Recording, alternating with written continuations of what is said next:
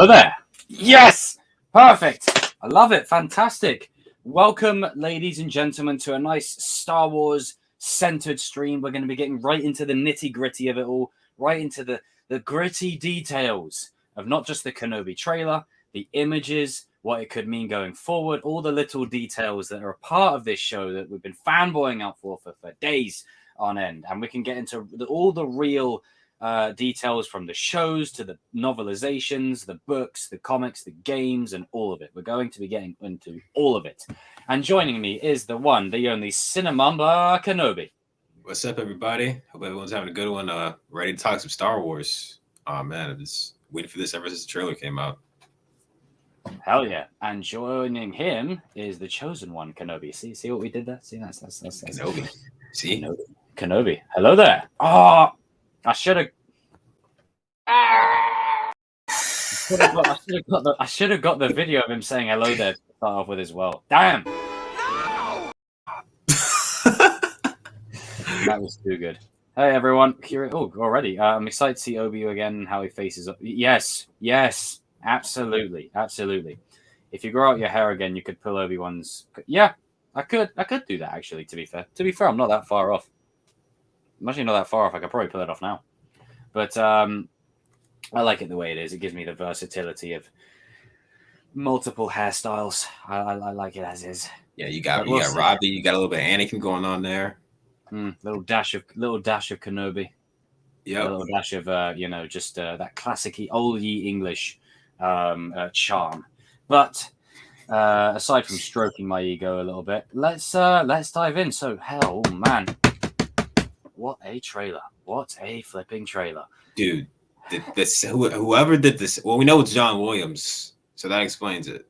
But whoever did the soundtrack, jeez. It's just like, you're 90 years old, bro. You haven't got to go. It's like the meme I saw. You haven't got to go in that hard. You're 90 years old. And he just sat there with a piano on fire. He absolutely freaking nailed it. And he does 110% for whatever he does. He goes 110%. Like John Williams is about to drop the hottest mixtape of the year. Like that. If the fight between Vader and Obi has Battle of the Heroes and Duel of the Fates, like, basically in tandem again. Anakin's dark deeds a little bit in there. Dark deeds, throwing a little bit of the betrayal. Just I'm so sorry. Oh, that unreleased track. Unreleased, dude. That unreleased track is so good. It slaps. Why are they not? So sad, man. Like, damn. Oh, John Williams scoring that moment. It's like, Anakin is the father, isn't he? I'm so sorry. They use a little bit in Clone Wars too. That episode. Oh man, it's nuts. The score was insane. Yeah, I mean the Grand Inquisitor design, they could have made that better. That's my one gripe. Yeah, it's not very good, but here, like, the thing with animated characters and live action is like animation is really stylized, so it's gonna look different than live action. Like people complain about Ahsoka, like the first time she showed up, like her it didn't look quite right. Like they weren't long enough. Yeah.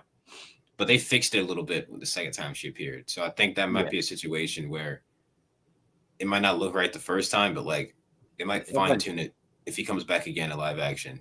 Yeah, which I'm they'll sure make adjustments.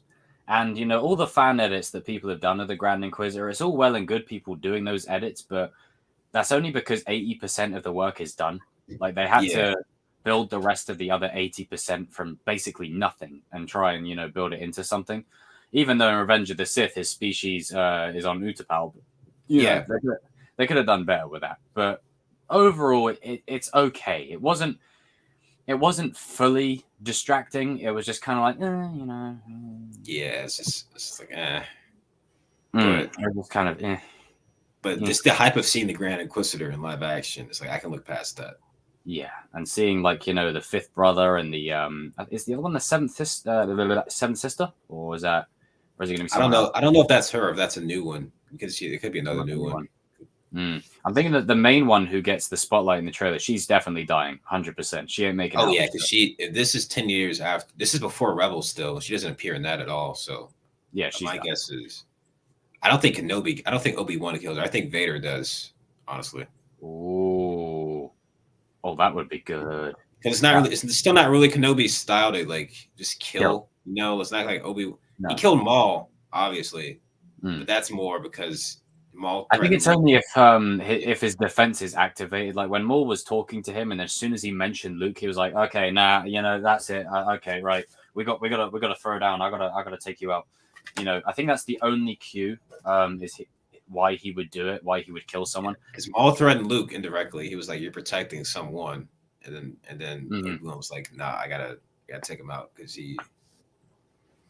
Yeah. If he didn't, Maul could have possibly found Luke and trained Luke to be his weapon or whatever. That would be a weird alternate timeline. What if Maul got Luke? Hey, that would actually be quite a sick timeline, to be fair. Maul and Luke versus Vader and Palpatine. Not too bad. Not too bad. I mean, don't get me wrong, like Maul at that point, literally hanging by a thread. But, Luke at full strength, at full power Sith, trained by Maul from young. Very dangerous. Could do some very, like... Because Palpatine was scared of Jedi. Palpatine was afraid of Jedi Luke. He was like, no, we can't let Luke become a Jedi because... Oh, yeah. He was scared shitless from day one. He knew that Luke had the potential to potentially take them both out. And, more often than not, the circumstance still could have played the same where Vader would be like, oh, shit, you're my son. I'm going to go easy on you. So it could have still played out exactly the same. Yeah, and then how does Leia factor into that? And then, like... It's the whole thing. It changes everything. It just brings everything into a new kind of spin. Let's pull up some of these images. This is from the Gizmodo. Let's pull up this website and let's have a look at these images. Now, we looked upon them before, but with this one, we can really sort of dive into all the details. So this was the poster that was released before. It looks like Jesus in this. Yeah, it's just almost like Jesus is wandering the desert, and he's got like, I'm pretty sure, isn't that Anakin's saber? It looks like Anakin's design, like the. Oh, I do wonder. Like, speaking of sabers, like, is there most deaf and British royal becoming Jedi? So, yes, we are. Well, I mean, I have dark side tendencies, but we'll just But every now and then I get pulled back to they just when I think I'm out, they pull me back in. Full Robbie, Damn right. But I wouldn't mind seeing maybe if he has Qui-Gon's lightsaber as well, because that could be cool. Like if it's a really Kenobi centric show, like he could have Qui-Gon's saber on him too. I wonder if they'll confirm that theory that Luke's crystal that he uses in Return of the Jedi is actually Qui-Gon's. That would be such a great. I actually like that theory because you think about it, Qui-Gon would have saved Anakin if he had lived. Like, I think it's pretty obvious Anakin never would have turned dark if Qui-Gon ended up being his master. Yeah, I love Obi-Wan, but Qui-Gon was just the right master for Anakin at the time. So it would be kind of poetic if Anakin's son, if Anakin's son ends up using his who was going to be his master's crystal in a duel against him. Yeah, that's really poetic. Absolutely. Where did that's my lightsaber, crystal homie? Where did he get his lightsaber hilt? Because it's almost in the same design as Ben's. Like he did that on purpose. Like he made it that way on purpose. I don't know where he got the parts from though. This is what I'm hoping. Like tying into that, how cool would it be if you see maybe some spare parts in the corner of Obi-Wan's house? And they are parts of Luke's lightsaber. Oh, like he started building another, like Obi-Wan started building another one, but he like stopped halfway through. He's like, forget this. He had like spare pieces and parts to see if maybe he could still build a saber like the classic way. And then you've got like Qui-Gon's lightsaber over there. And it's not like directly, on the nose. It's more of like, this is where Luke got the pieces and the crystal and built it. Because I wouldn't be surprised in this if we don't see Obi-Wan's house. Like I don't think we'll see it till the end of the show. No, I think he's like living in that cave that he's in that one picture at first. Yeah. And then by the end of the show, he's like, okay, I got to stay here. I got to defend this kid. Let me set up shop. Let me build a nice little house. One thing we saw in the trailer for a little bit is he's actually like interacting with people. It looks like he's working at some place. Yeah, he's kind of got like I know people won't like me saying it, but he's got a similar thing to Rey, pretty much. Yeah, he's going to work at like cleaning something. I can't tell what he's doing in the trailer. And it's like he's trying to make some money. So it doesn't look like he's gone full hermit yet. It looks like he's just trying to fit in with like the townspeople. Probably Mos Eisley, or Mos Espa, I guess, one of the towns at Tatooine. It's almost like that thing of like staying hidden. Yeah, hidden in plain sight. But I feel like that might go up in smoke by the end. So he'll be like, I need to go be a hermit now, and he might go to the hut. It all sort of comes together to a to a point where he's like, okay, damn, I'm going to stay here now, and I'm going to do my obligation to look after this kid. Which is kind of a sad state of affairs if you think about it. I mean, it's like this image here, where this one. Oh, where is he talking to, in the cave? I hope that's one of the scenes where he's trying to talk to Qui-Gon, maybe? That would be so crisp. That one. Yeah, I hope he's trying to talk to Qui-Gon in the scene. Like, I love this. I love the isolation. I love like he's got his bed set up here. He's under the moon sky, and he's just like in a sort of a state where depression is real. Like it's like, I think, you know, as action heavy as this show will get towards like when the Inquisitors show up, or especially when Vader shows up, like, don't be surprised if that's the ending of episode 5. Like, that's, and then episode 6 is when the throwdown happens. But 1, 2, and 3, I think there's barely going to be any action at all. It's going to be more of an emotionally emotional heartbeat sort of story where it's almost depressing. And then, you know, you've got Obi in this sort of state, which I think, you know, would make people see, you know, like Last Jedi, for instance, a little bit better, that, you know, they can kind of... Yeah, it's like, you hear it in the trailer, he's like, the fight's over, we lost. Mm. And based on how episode 3 ended and how episode 4 begins, A New Hope begins, it's like, there's always been a missing piece there to me, because the Jedi were like really defeated at the end of Revenge of the Sith. Like they lost badly. Oh yeah. But in episode 4, Obi-Wan seems to be, for the most part, okay. Yeah. Like there's still like untapped potential right there. And I think that's where the show comes in. Yeah, because he looks like he's lost. He's like a man that lost his faith, basically. Like, yeah, everything he believed in has been destroyed. So, of course, he'd be depressed, and he's been through so much. Like, I wouldn't blame him for all intents and purposes giving up, because from his point of view, at this moment, like what is there to fight for anymore? Nothing. There's just, I mean, Public's gone. Clones Public's turned gone. The Jedi's gone, or dead, or on the run. Everything he believed in, you know, feeling responsible for causing, like, and this ties into what I was saying as well. Like, I want, when him and Qui-Gon interact, I think you'll see it a couple of times across the show. But how emotionally heartbreaking would it be if he says to Qui-Gon, "I did exactly what you asked, and look what's happened." Because that's where the opportunity lies for this show to really give that some weight. Where it's like, you know, Ben Kenobi, like, he would have said something to Qui-Gon. Like, if Yoda says to him, "Oh, okay, you can talk to Qui-Gon," cool. The first thing Obi's going to say is, "I did exactly what you said. I honored your wish, and look what's happened." Yeah, he'd be like, maybe I should have let Anakin be trained by Yoda or Mace or whoever, but you wanted me to maybe do I should have just said the hell with it and not let him be trained at all. Like, you know, it could be such an emotional scene. Like, if got, you know, touch wood, that Liam Neeson is back and Ewan McGregor are, like, they're both talking to each other. Like, we won't physically see Liam because he's not, like, you know, he's not at that Force Ghost level, but he knows that he can talk through the Force. And it would be so, you know, like in the Mortis episode in Clone Wars, maybe you just see like an echo of him. Like, this is what I wanted for episode 9 with all the Jedi. You just see like a visual glimpse. Like, it's almost like this, like that. A silhouette. Yeah. Yeah. And in the cave, when Obi sat there and he's talking, like he could be talking to him, you just see like a silhouette.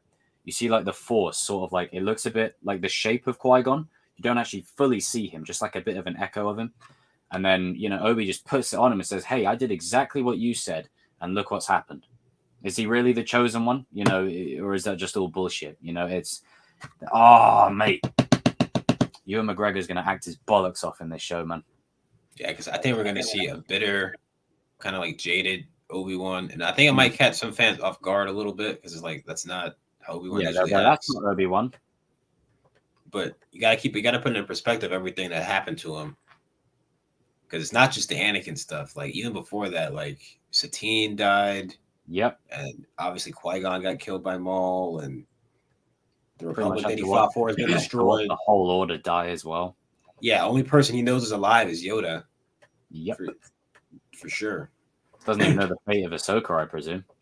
And then you got Owen giving him the cold shoulder, not even letting him get close to Luke, which is understandable. But and then you'll see moments where like Owen is basically using this as vindication to say, "Stay the hell away from us! Like, don't come anywhere near us." I feel like Owen's character is gonna piss people off, and it's like, you gotta look at it from his perspective. Like, think about it. He's Anakin's stepbrother, right? So he spent his whole life like.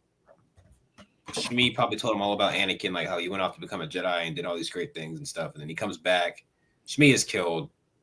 And then you can presume that he cared about Anakin in some kind of way. I mean, it's his stepbrother. Yeah. And from his perspective, he doesn't really know that he doesn't know that Anakin's Vader, obviously. So he thinks that Anakin just died and got killed because the Jedi dragged him off into this fight. Yeah. So he thinks that Obi-Wan will do the same thing to Luke, that he's just going to drag him into this. Yeah, drag him into the fight and then he's just going to end up dead. Get him killed. Yeah. And, like, especially because how long was Shmi with the Lars family? It was a couple of years, wasn't it?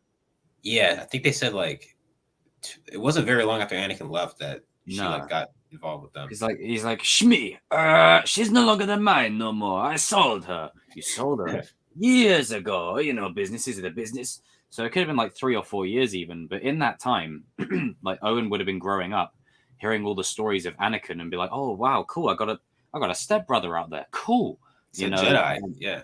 As a Jedi. And especially at that time when Jedi were like at the height of their power, you know, seen as like these amazing, you know, specimens behind museum glass. He's like, oh, cool. I got a stepbrother that's a Jedi. Sick. And then when he shows up, he's like, I guess I'm your stepbrother. Yada, yada, yada. So there could be a bit of that resentment there as well. And now it's like the Uncle Vernon thing.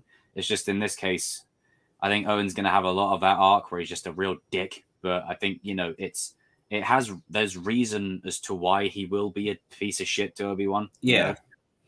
And it's not he doesn't have the full picture. He just knows what he knows. And based on what he knows, Obi-Wan, he thinks Obi-Wan got Anakin killed, or Obi-Wan and Qui-Gon got Anakin killed. But yes, exactly that.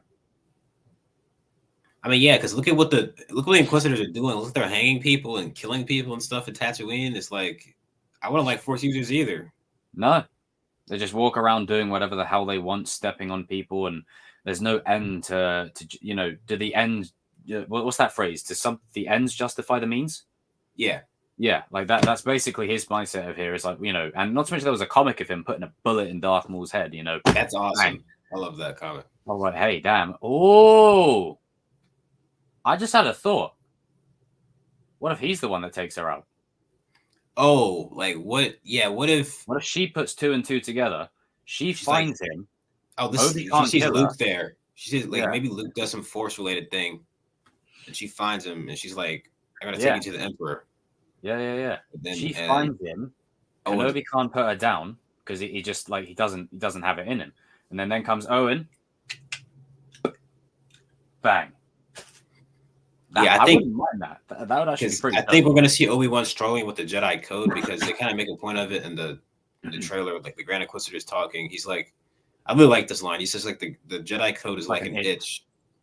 It's like Jedi can't help but act. Like they're gonna be. When they find out that Obi-Wan's around, they're gonna try to bring him out by like killing. They're just gonna start killing people, just mass murder, just to draw him killing out. People in droves.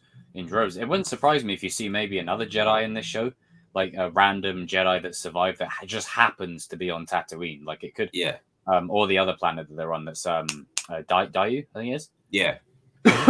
Like it wouldn't surprise me at all that maybe we think they mean Kenobi, and it's a complete misdirect. They're not actually hunting for Kenobi. They're hunting for another Jedi, and it just happens to overlap. Yeah. It just happens to like overlap, and then we're like, "Oh shit! They weren't even hunting Kenobi in the first place. It just overlapped, and now Kenobi." Maybe that's like I always thought it was weird that they would send Inquisitors to hunt for Obi-Wan Kenobi. Yeah. It's like, why would you send Inquisitors to do Vader that? Vader they're hunting for a lesser Jedi, like still a powerful one, but like a lesser one. It makes more sense. Yeah. Like Grand Inquisitor could be like, Lord Vader, we got the Jedi, but look what else we found. We found Obi-Wan Kenobi as well. Exactly. Like that is exactly how I could see it playing out, because the thing is Vader is, it's all about when it gets personal, and whenever something is personal, and I'll cue it back to what Jamie Foxx said about like the Spider-Man No Way Home thing, or even like because his example was with Shakespeare. Like when something is personal, the stakes are immediately heightened, and it's just the context of Obi being around. Vader would not send his inquisitors to go after Kenobi. He would go after him himself.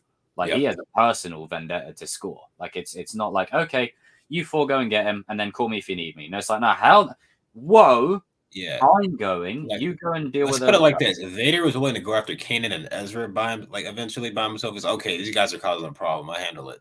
He's gonna go after Obi-Wan immediately. It's Obi-Wan. Immediately. Obi-Wan lays low in sketchy areas. How the Inquisitors find him? I I think think it'll play out like we said. Like there'll be another yeah, Jedi there, and it's Obi-Wan just happens to literally step going to be in. coincidence. Obi-Wan just happens to step in at the wrong time. Yep.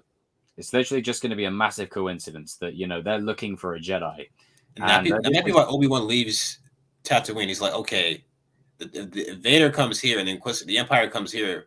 They might find Luke if I stay here, so I'm gonna go run away to lead them off the trail of Luke. I'm gonna go run to this other planet and do stuff there, so they follow me there instead of exactly. So that's how the fight happens off world. Like they pick him up on Tatooine. They're like, oh shit, is that Kenobi? And he's just passing through, and he goes somewhere else. Yeah, and he leads them on a merry chase, literally off world. So that way, when him and Vader fight, it doesn't alter A New Hope in any way. Like it still keeps that integrity of that story. But then, because it's like basically a goose chase, he's like, okay, I can lead them off world and deal with them off world. And then I think he might, because the Empire thinks that Obi-Wan is dead by A New Hope, because Tarkin is like, he's died a long time ago. Yeah. And then Vader's like, I don't know. So I think what might happen is Obi-Wan fakes his death, and the Empire is sure that he's dead, but Vader is not sure. Vader's like, I don't know about that. Yeah, he uses it as like an opportunity to fake his death, which maybe then he calls himself Ben afterwards. Like he's like, that's his, it's like a Rey Skywalker moment, but symbolic. It's symbolic, like rebirth. He's like, I'm Ben now. Obi-Wan's gone. Yeah. Would have changed the surname too, Ben, just like, for full anonymity. I never understood that. Luke's last name is still Skywalker for some reason. It's like, you wouldn't call yourself Luke Lars? Like, what are you doing? What the hell are you doing? Or Luke or Klieg Jr., like what? Yeah, like, goddamn. Like, it always confused me because, like, so wait, they're in hiding, but Luke's still called Luke Skywalker and Obi-Wan's still called Ben Kenobi. Like, huh? Why even give yourself a last name? Just be like, I'm just Ben. Ben what? Yeah, I'm just Ben. There you go. And I think that could be how it'll end. He's like, who are you? I'm Ben.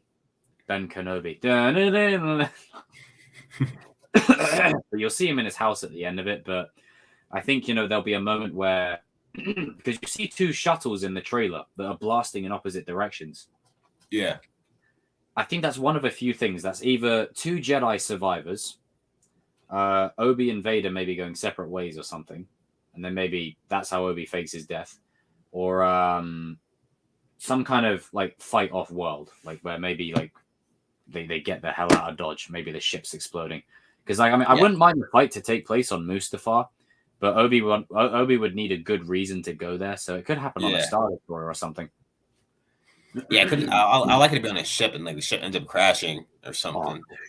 Like in season 7's finale of Clone Wars when the ship goes down with Ahsoka and Rex. What if it's like that, but with them two? Vader gets out, and then like he sends a crew to investigate the wreckage, and they can't find Obi-Wan. Man, dude, if Vader's like, man, damn it, this has happened to me twice now. First Ahsoka, now Kenobi. I don't know if they're alive or not. What's going on? Yeah. And it's because the lightsaber, like Ben's in A New Hope, it does look a bit different. Like it looks a bit like older and rustic. So maybe they could have it get damaged or something during the fight, and then maybe he's sat in his house at the end and he's using bits and pieces. Maybe that's why Vader's not convinced he's dead, because he can't find the lightsaber. Yeah, he's like, what happened? Mm-hmm. Yeah, like this. Oh, I'm looking forward to this show, man. I'm looking forward to this. It's just And they changed the scripts because they were too like bleak and whatever. And we're talking about like the darkest period probably in the whole saga. But Yeah. I think they want it to end. And everyone was like freaking out, like, "Oh my god, Kathleen's changed the scripts or whatever." Like, it's not the final cut until it comes out, people. And because it's so dark and depressing, you got to like it's Star Wars. You got to end on a little bit of hope, otherwise. Yeah. Like even Revenge of the Sith, like ends on Even a like bit. Revenge of the Sith and Rogue One, which were some of the darkest Star Wars movies, ended Yeah. on hopeful notes. Yeah, Like Luke and Leia even if being it was born. brief, Yeah. it's there. And I think it will literally just be like how in Rebels, like how Obi looks at like Luke in the distance, and then I love how they use the audio from A New Hope as well. They're like, Luke. Oh, they might even have Luke talk to Obi-Wan, because they kind of in the episode in A New Hope, you kind of got to say they met before, but it was briefly. Yeah, they sort of imply that they've had like a connection over the years. Yeah. So it'd be pretty cool if maybe Luke gets in trouble and then like Obi-Wan's sticking up for him or something. Yep. You ever see that deleted scene from The Phantom Menace when Greedo and like Anakin start getting into a spat? Like, what if it's something like that, where maybe like Luke's beating up a Rhodian or something, some kid, it's just like echoing like father like son kind of thing. The Empires of the Planet is the canon version of Asteroid. It could be. It'd be pretty ballsy for them to do, because it is like that's one thing I think with this, like with it being 6 episodes, I don't want them to do too much. Because there's so much focus needs to be on like Obi. Like you've got Obi, you've got Anakin and the Vader stuff that they're going to be doing. Like there's probably going to be a shitload of Anakin Vader scenes in this show as well. Then you got all the Inquisitors. Oh, Natalie, what's up? You've arrived at the perfect time. Hey, Natalie. Perfect time. We are talking Star Wars. But like Darth, I mean, there has been a rumor, and no, I say quote unquote rumor, that they might do a season 2. I think it's a possibility if it's popular. It's going to be popular, so that's not the question. The way that depending on what way the show goes, like if it ends in a way where a second season makes, I don't want to have a second season for the sake of having it. Yeah, like, it has to be earned. Like I don't want it to be just okay, it was good, let's do another season. Like, and the thing about this is like I don't want Obi-Wan doing too much stuff like in this time period. Like I don't need him going around like. No, keep it simple. Keep it simple. Yeah. Keep it simple. His primary directive is still to watch over Luke. Like this is just he has to deal with something that happens. And this is about him processing that and then stepping into that role of Ben Kenobi. Like after, fuck yeah, I love it. I want to. I've seen some people that want Ahsoka to be in this, and like, I wouldn't. You could kind of have allude to her and maybe confirm to Kenobi that she's still alive or something, but I don't want the focus to be taken off of Obi. Like we don't need another Book of Boba Fett situation where like there's just other characters just take over the show. Too much going on. Yeah. I mean, season 2 is a possibility, but I think like with this season, this is going to be the original intention of a full feature-length movie. Like this is a full 6-hour movie. Like for all intents and purposes, it's like a 5.5-hour movie. So if there is a season 2, it won't be as epic as this. It'll be more like Luke and Obi-Wan moments, or maybe just seeing a bit more of what Obi-Wan gets up to over the universe, that kind of thing. But this specific season, this is going to be the cream. Anything else will feel tacked on, because it will be. Yeah. Like, this is what they intended for the series to be. Absolutely. If they start the show with a scene of Anakin and Kenobi, a flashback, that'd be cool. I mean, yes. Yeah, if we see Ahsoka in like flashbacks, that's fine. I don't have a problem with that. So as I always said, like, it's great that like Ahsoka's a great character. Fantastic. Hated at first by the Star Wars fandom there. True. You don't remember that. But yeah. But we've never had a live action version of the character to latch onto. So now that we've got a live action version, and now Hayden is, coming back for this show and Ahsoka. I need a flashback of, because we got Tamora Morrison back. Tamora Morrison as Rex, Rosario's Ahsoka, Hayden's Anakin, and Ewan's Obi-Wan in a Clone Wars flashback. The Clone Wars armor. Yeah. In the Clone Wars armor. I need it. I absolutely need it. And they wouldn't just bring Hayden back just to have Vader appear. Like, I mean, even if Vader was only used at the end, let's say Vader doesn't appear for the whole series and just appears at the end to fight. They could do that, but I think they've gone to the length of bringing Hayden back because they want to really do more with him too. And, I've seen people talk about maybe flashbacks to him and Padme. I mean, it's possible, but maybe not necessarily. I don't know if they managed to get Natalie Portman back, but what you could do is you could literally have moments where Vader's sat in that chamber with his helmet off, reflecting on everything that's led him up to this moment. And maybe he's remembering an Order 66 flashback. And that is where we get a hallway scene of Anakin just murking Jedi left and right. Yeah. I mean, Luke got a scene, Vader got a scene. I want to see, like, Anakin. Original trilogy, Vader got a scene, I was going to do a thing then, it didn't quite work. But I want to see Anakin get, like, a scene in the temple, just mowing, just getting that saber and just mowing them down, one after the other. Going absolutely, ow, my toe, absolutely ham on all of them, Oh, hey, Ads, what's up, brother? What's up, Ads?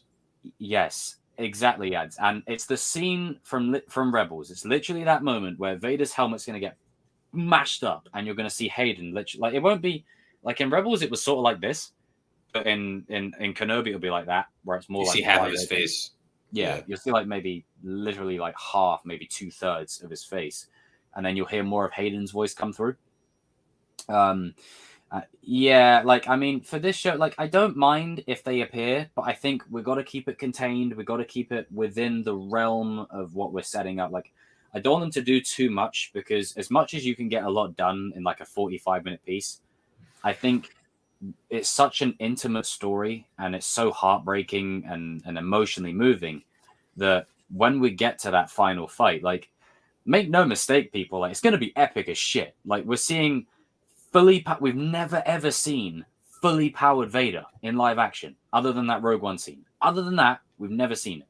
Like, to the degree of the special effects of today. But it's going to be still as heartbreaking as it was the first time as it was in Revenge of the Sith. And if not even more so, because this is after everything's happened between them. It's just, there's so much potential here for it to be really emotionally compelling that I don't want them to, overstay their welcome, if that makes sense. And I think, this is going to act as such like, if you'd have told me because I spent a lot of time watching Revenge of the Sith and all that as a kid. If you'd have told me a few years later we would have got a show for Kenobi exploring all these themes and these details, I wouldn't have believed it at all. But yeah, this is a long time coming too, because they wanted to make this a movie for a long time. Yes. Kind of like they did with Boba Fett, where like they wanted to make that a movie too originally, but yeah, I think they had the Logan director in mind for that, didn't they? Everything's after like things with Solo didn't go so well, they were like, okay, we're gonna kind of make it as a Mandalorian proved that shows could work, so they were like, yeah, all right, let's do it this way then. And credit to Mandalorian. I'll read your comment in a second, bro. But what Mandalorian's done so well is Luke and Ahsoka were on screen together in live action, and it was epic as shit. But I cared more about Mando reuniting with Grogu. Yep. Like, I love Ahsoka and Luke. Like, that was so fucking sick. But at the same time, it speaks volumes of how well they did with Mando and Grogu. That these are two new, by definition, new characters that are built from ground up, standing next to, flashback OT Luke, Ahsoka in live action for the first time. We've never seen these two interact, and we still care more about Mando and Grogu. Like that. That's insane. That's really a credit. That's insane. To the showrunners. Yeah. But they can stack up to those two characters in particular. And we've never seen those two interact, and they just had it happen so casually. Yeah, so casually. So if they're doing that in an episode of Boba Fett, then imagine what they're going to do for this. It's as much as Boba Fett has its issues, moments like that give me hope for this show, because I feel like that was a mid-card event. Now we're in the main event. Like, this is the main. Kenobi is probably the biggest, other than Mando season 3, is probably the biggest thing Disney Plus is going to do for a while. Yeah, for a while. Oh yeah, exactly. Damn right. Yeah, that's it. Like I don't mind the season 2, but depending on how the first season goes, I don't want them to overstay it. Honestly, 2 seasons is my absolute max. I don't want Yeah, I don't any want any more more. than that. This 12 episodes at the very most. I'll be fine Yeah, with 6 though. yeah. Like I mean, I just feel like it's such a great time period. But when you watch A New Hope, like what makes A New Hope so magical is there's so much time in between Revenge of the Sith and A New Hope that you want to leave that mystery there, that ambiguity. And we already know what happens to Maul. We already know that Ben basically by the end of this is going to stay there and, basically, become the hermit and whatever. So I think he will complete his arc within this miniseries. And if there is to be a season 2, it will be like short stories, maybe like for 2 episodes. I don't know. Obi-Wan goes shopping. You know, like when you're watching Dragon Ball Z and randomly, like, okay, Gohan and Piccolo go buy a car. Yeah. Just randomly. Like it'd be mostly Goku like learns how to drive. Yeah. yeah, it'd be literally just for character development kind of thing. How do you might need 30 episodes? No, you don't need 30 episodes. Oh, hell no. No, like, no, no, yeah, no. that's right. We don't know the story, but like, there's just, I wouldn't like the thing about Obi-Wan like doing that much stuff. It's like if he's gonna do all this stuff, why not just have him fight the Empire right now? Like, why does he need to be in hiding? He's gonna just Exactly go and do all this stuff. And that goes into my other point. Like, this is when the Empire is supposed to be at like like it has a stranglehold on the galaxy pretty much because the rebellion really isn't a thing yet. Like there's no. like It's not even in pockets the early fighting. foundation. Like That doesn't even exist. Saw Gerrera's doing stuff. Like some other people doing stuff, but like they're disorganized and they're not really a threat yet. And well, you see, Jason, like it's a good point that you make, but the thing is, for me, quality over quantity. And I've often like, how many shows can you name on the top of your head that have 30 episodes that keep up the same level of quality for each episode? not None. many. Not many. Little to none. Like I just don't want them to. The longer you play in it, the more chance you have to screw things up. Like I don't want them to mess it up. It's almost like this is great. This is a gold mine, but it works so perfectly as a middle piece between Revenge of the Sith and A New Hope. Yeah. Like it works so good that if you overstay your welcome, you could potentially screw it up. And I don't want them to do that because then you start going into retcon territory because you're playing in timelines that have already been established and you're retroactively refitting the lore. Like whenever you have established canon, like you have to be very careful because there's things said in the OT that you just can't like ignore. No, you can't. And with Mando, it's not like Mando works so well because there's a huge gap of time. There's a huge gap of time, and there's not much lore there yet. Like there's a little bit in books. There's not that much. The sequels are literally so new that you have so much time that you can fill in between it. That's why it works. I mean, yeah, but like Jason, like we can assume that the story is going to be a very intimate story for a couple of episodes, and then progressively from that, you're going to get the meat and potatoes in the final 2 or 3. And they basically told us that. Yeah. Like it's a. Like you don't want it to go on for any longer than it has to, Like look, it would be great if Kenobi went for 10 seasons. Like it would be great. If it was good, I'd watch every episode. I would watch every episode anyway. But they aren't going to keep that quality up for 10 seasons because you just can't do it. Like even the best shows know when to end. Yeah. Like Breaking Bad knew when it had to end. Breaking Bad knew when to end, and that's why Breaking Bad is so good. And how many seasons does Breaking Bad have? Like what 3, 4? Like not long, 3, 4. I think that's it, and then it's done. But it's still arguably the best television show ever made because it's the quality, not necessarily the quantity. It's going to play out like a 5 hour odd movie. You don't want it to play out any longer than that. Yeah, and it's just like when Obi-Wan, after this crisis is averted, what else does he have to do? Yeah. Like, why do I have a feeling? Hang on. 1 second, there is. Let me put some. Yeah, like what else does he have to do after this?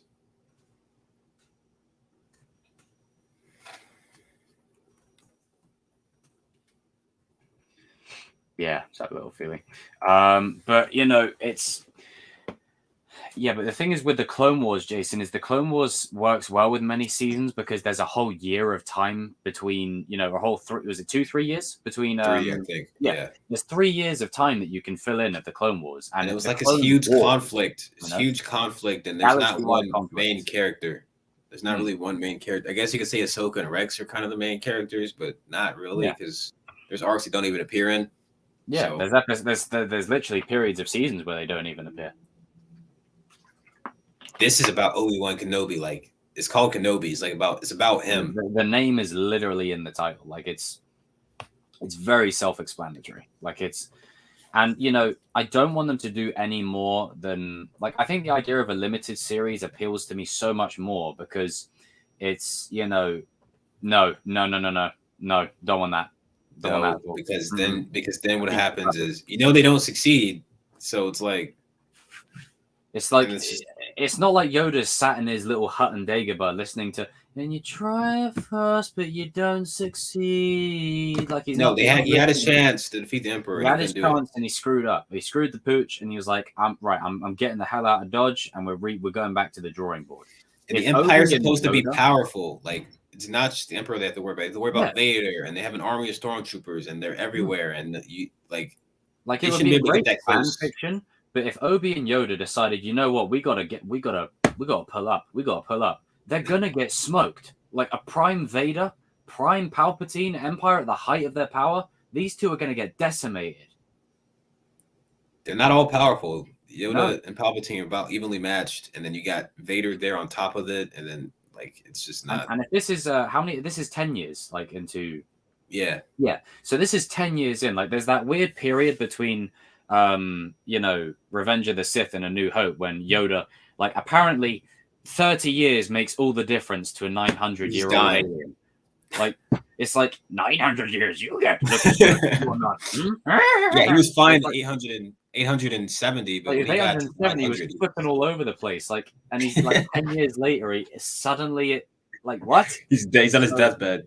So by this point, he's going to be into that territory where he won't be able to physically fight. Like, he could still do his powers and stuff, but Palpatine would cream him, And even in Empire, we see him lift the X-wing. It took something out of him to do that. Yeah, like, prequel Yoda would have just lifted that and been fine. Like, prequel Yoda was doing all kinds of crazy stuff. Oh, he was bouncing all around like a bloody ragdoll up in that. Like, he would have been fine doing anything. But then Obi-Wan's getting older as well. Like, you see how he is in New Hope. And the headspace that they're in, they're not in the right headspace to go and fight Vader and Palpatine. And I'm sorry, people don't want to hear this. That's not the Jedi way. Like, they just don't go just trying to kill. That's not what Jedi do. Like, no.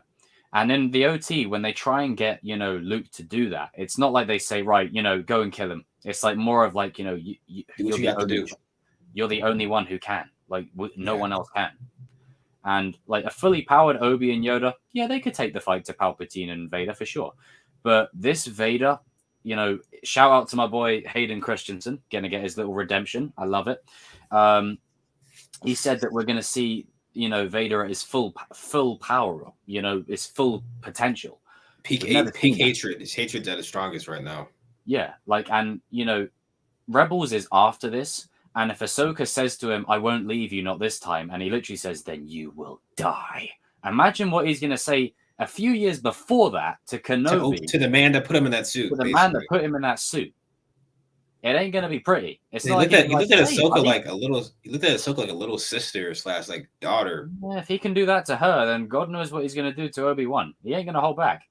And I would so love it. I would so love it. Like, I know people will be like, "Oh yeah, Obi, ignite your lightsaber, yeah." But how great would it be if you don't see it ignited at all until he sees Vader? Yep. Like, you don't ignite it at all. Maybe he ignites Anakin's one. That'd be cool. But his own personal one, maybe he hasn't turned it on since Mustafa.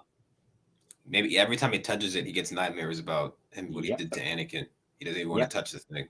Oh, that could connect to Rey in like The Force Awakens when she touches it in a box. The memories. Yeah, it could literally connect to that. Oh, this is the stuff that they can pepper in so well. I love it. I know people don't want to hear, "Oh, the sequels suck." Like, come on, they're there. Let's work around them. But I think that would be great. Maybe he lights up Qui-Gon's or Anakin's, but when it comes to his own, he can't do it. He just can't. But then he sees Vader.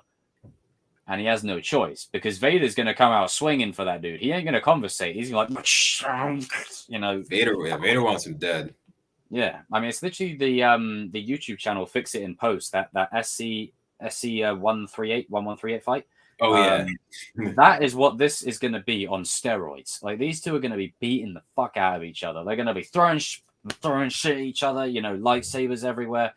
If they say it's going to match Mustafar, it's got to be a Star Destroyer that goes down. It's got to be.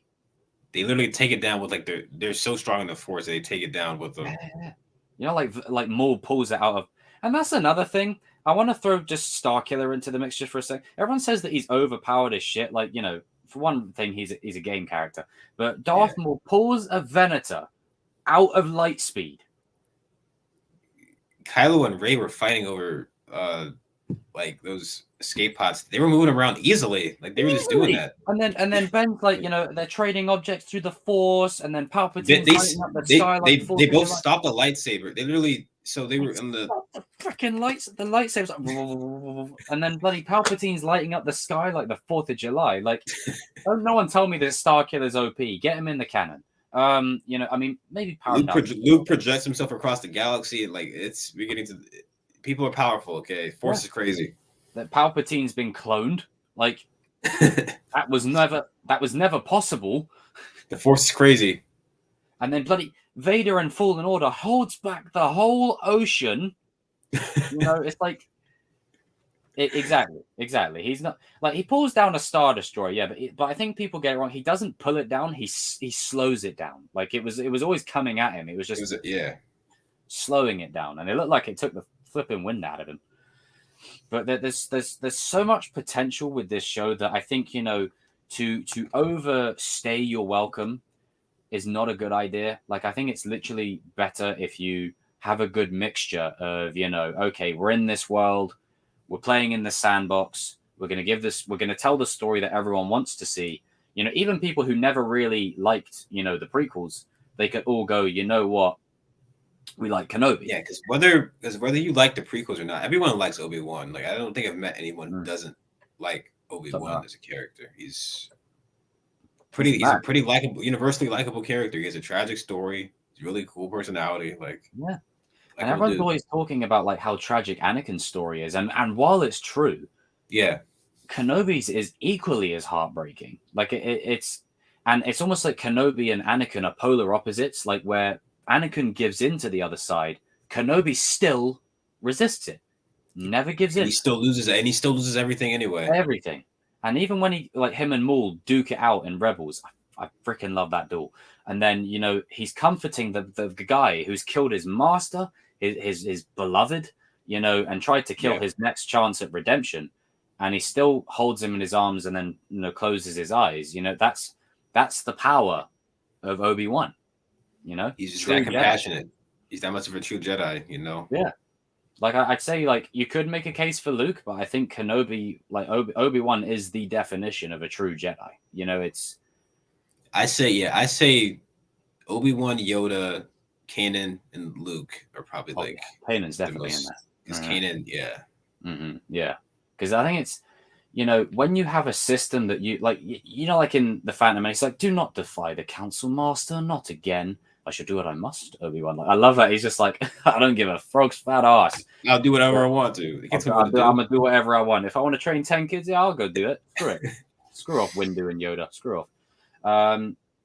But I think, you know, Luke, Obi's always had sort of a respect for the rules and the legacy of the Jedi. And, you know, to believe in that and have it all come crumbling down on you when you believe in it so much and you train the thing that basically led to that, like, that's a lot for anyone to bear.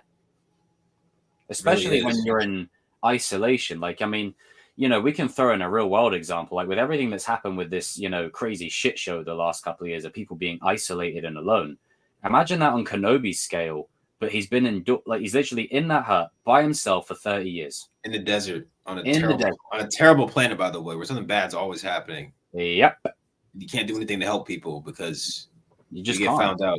You get found out, like you literally cannot do anything there because someone's going to spot you. It's like people don't realize, like, Tatooine's a terrible like Jabba's on this planet. It looks like in one of the pictures he's in Jabba's palace, like the door behind him. That's what it looks like. It might not be. Yeah, Jabba's on this planet. Well, there's scum and villainy and everywhere. The Empire's doing bounty stuff. hunters. You know, Mos Espa's full of crap. Mos Eisley's got all like bounty hunters central. Tusken Raiders, the non-nuanced Tusken Raiders that like killing people are out there. Like they always go around stealing shit. You got like biker gangs and spice gangs, and then you've got you know, rival farmers. You know, there's so many and creatures like the Sarlacc. Oh yeah, this random this random stuff out there. Yeah. I mean, hell, we saw a freaking crate dragon in live.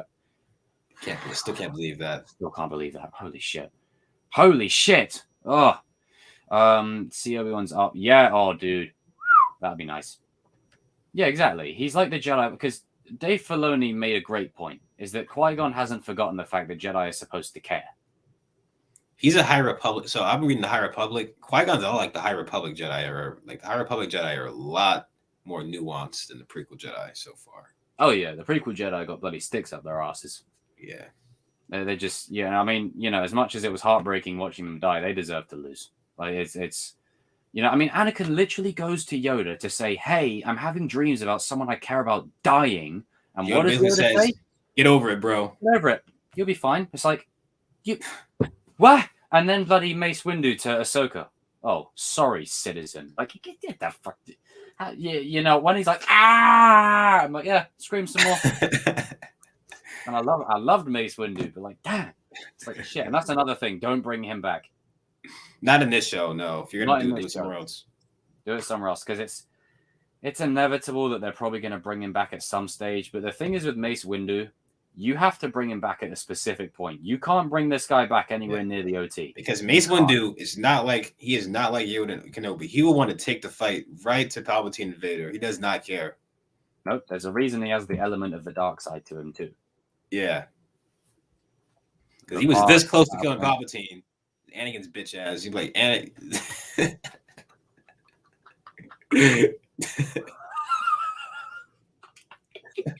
it was an inch. He was like, we're on the verge of greatness. We were this close. I almost dropped my bowl. He was like, we were this close until this mother. Speaking of that Rogue One reference, the Death Star. There's rumors about young Leia being involved in the show, and that she might get into some trouble. And Bail Organa might be like, "Hey, Obi-Wan, and that gives so much weight to the original line, "Help me, Obi-Wan Kenobi, you're my only hope," because he's done it before. What if like this recontextualizes that relationship? Like, what if Obi-Wan saves her and like he becomes Leia's like hero, basically? Like, yeah, and that he's done it before, kind of thing. And then that's why she names her son Ben. That explains that. Like, think about that. Like, exactly. It gives you so much weight to when, like, you know, you see Ben Solo, you're like, oh, crap. Oh, that's why Leia named him that, because of X, Y, Z. You know, it's like, okay, that makes, like, a lot more sense. There's just so many opportunities in this show to as you say, recontextualize stuff and really paint it in such a great light that I think they could do such a good job. But it's all about, like, execution and all that. But I firmly believe that they're going to do a good job. It's just a case of, you know, knowing when to exit the premises, if you know what I mean. Like, don't overstay your welcome.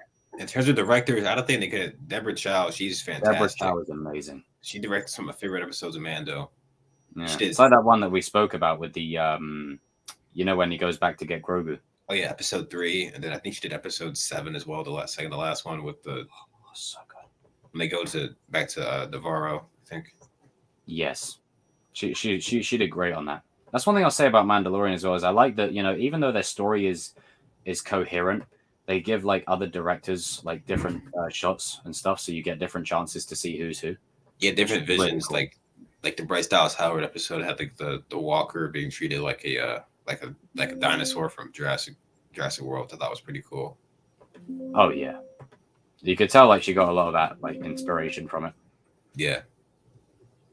Just changing a little background again, because Vader doesn't. The proportions of Vader in the backdrop don't really match up, so I had to make a quick adjustment just to get the full Monty.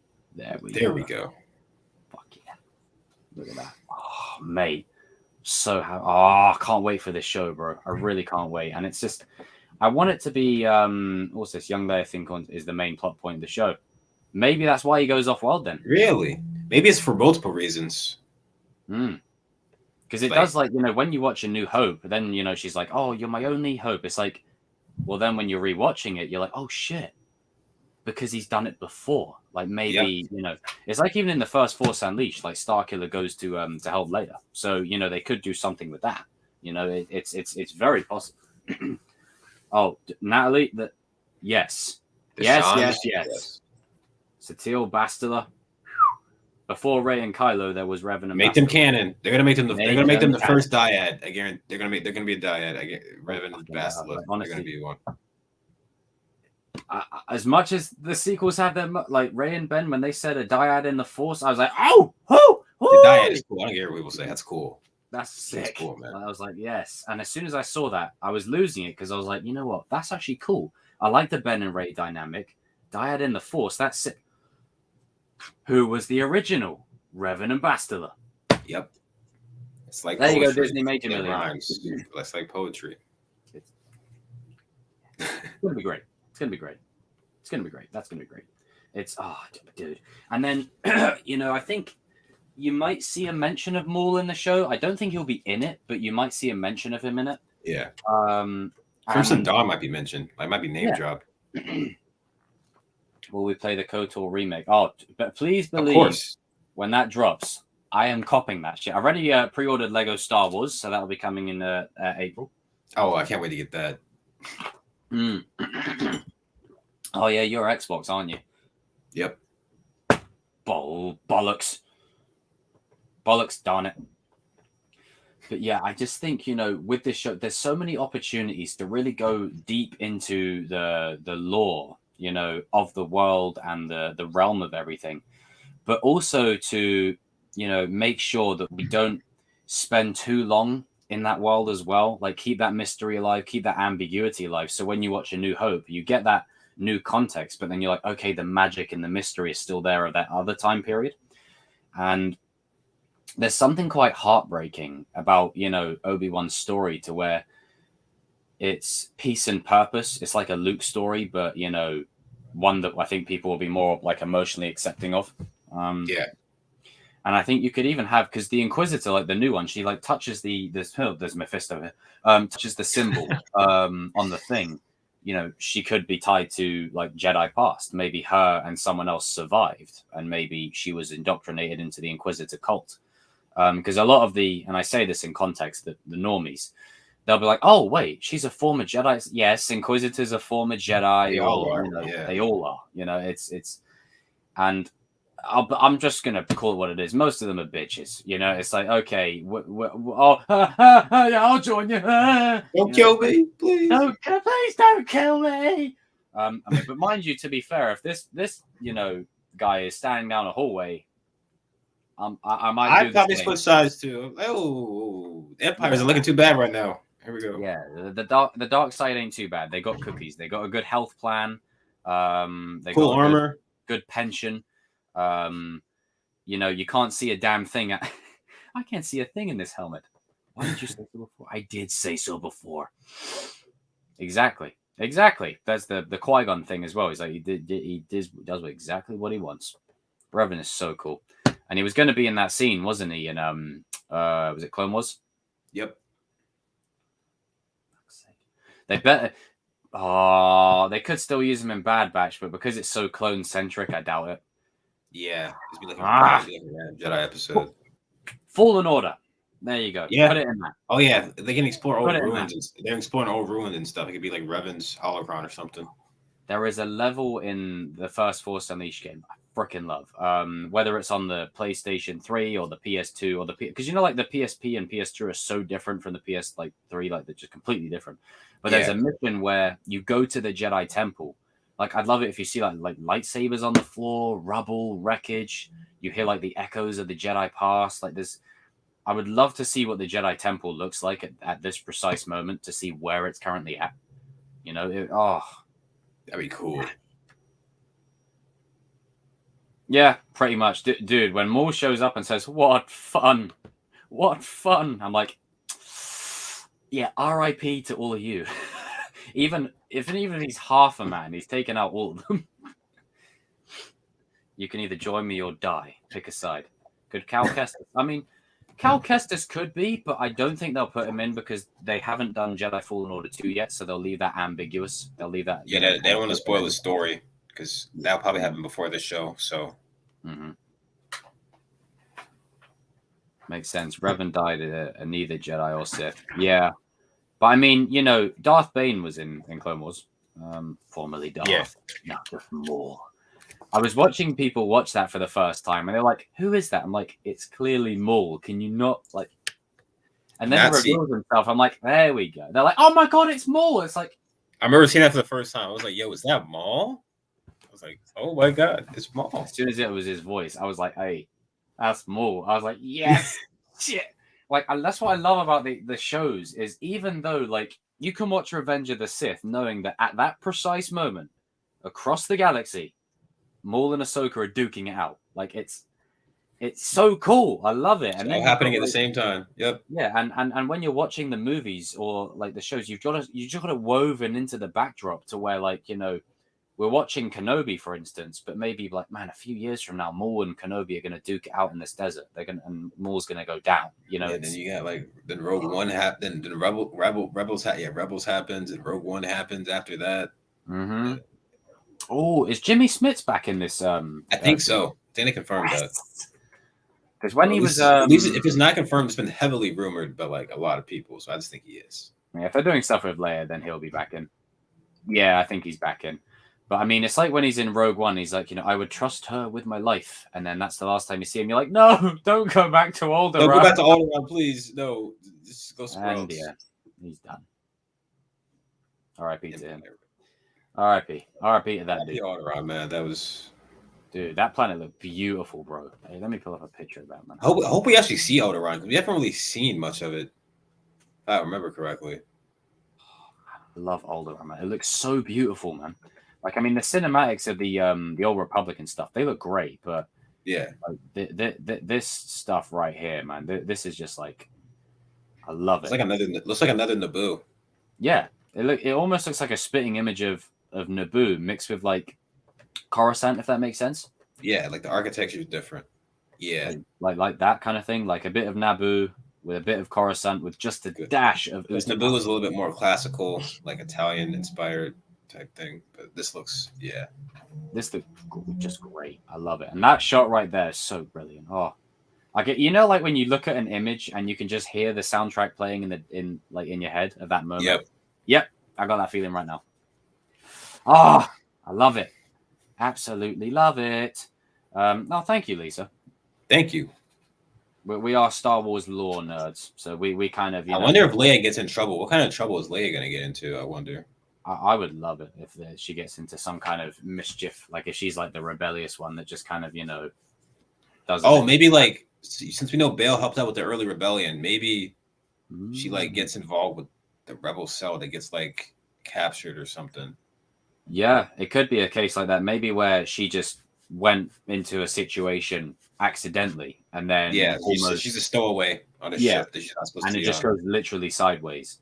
Like, I don't want them to spend too long on it because I still want them to keep that focus on Kenobi himself. Yeah. But, and this is one thing that does worry me is like, you've got Kenobi, you've got Obi-Wan.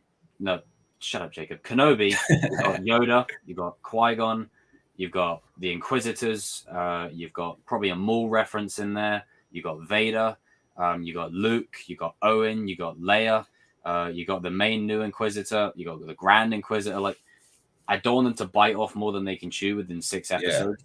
Yeah. Honestly, I wouldn't be mad if like the Grand Inquisitor just like exits the story at one point because he got other stuff to do. He's like, okay, we found Obi-Wan Kenobi. I'm just gonna tell Vader about it, and I'm gonna go do something else. And this is where that thing that we said earlier comes in, is where they're actually hunting a different Jedi, and they stumble across Obi-Wan, and it's literally like that moment in Rebels when he's like, "Hey, yo,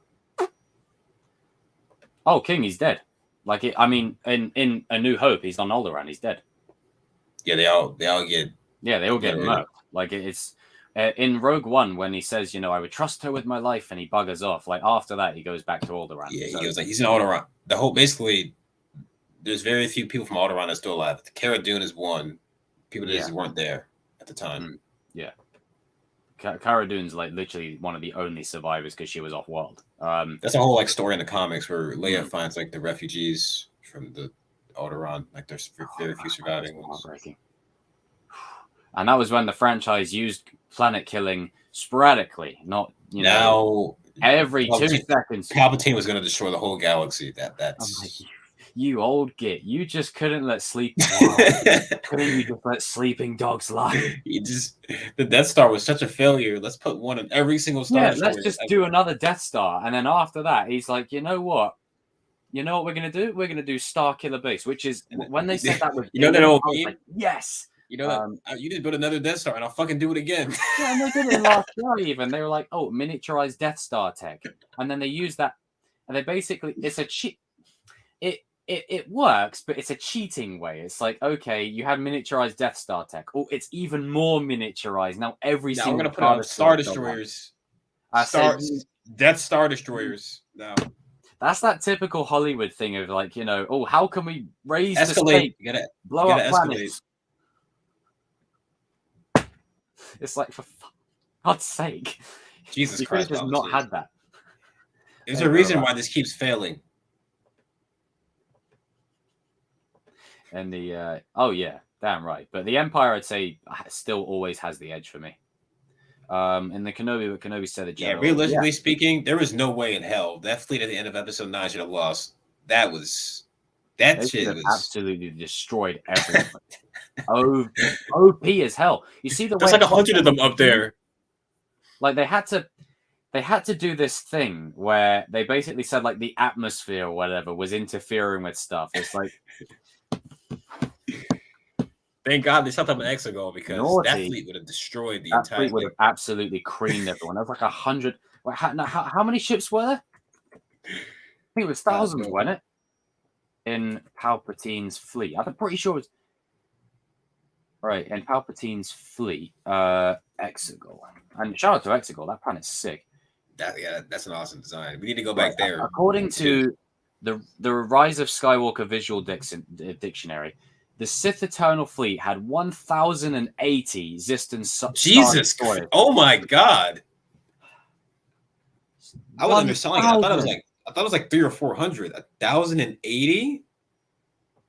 And it took literally when the Resistance shows up, apparently it's 16,000 ships to take them down.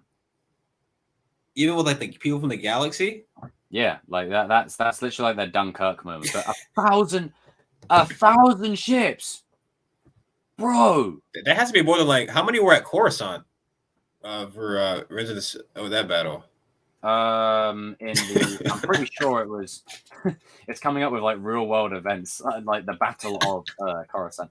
How many ships were at the Battle of Coruscant?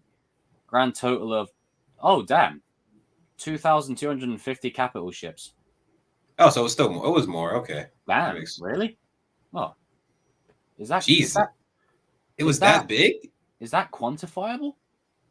Oh shit, mate. Okay, well, I'll shut my mouth.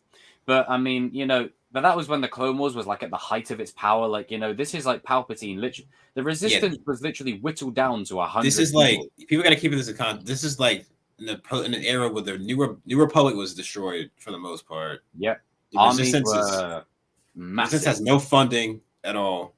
No, barely any ships. Even less so than the Rebellion. Like they've got like 100. The First Order is just like, they're basically like an empire but small. They're trying to establish themselves as an empire. Yeah. Like they're not to that level yet. And the Resistance are even smaller than the Rebels. Like it's. Yep.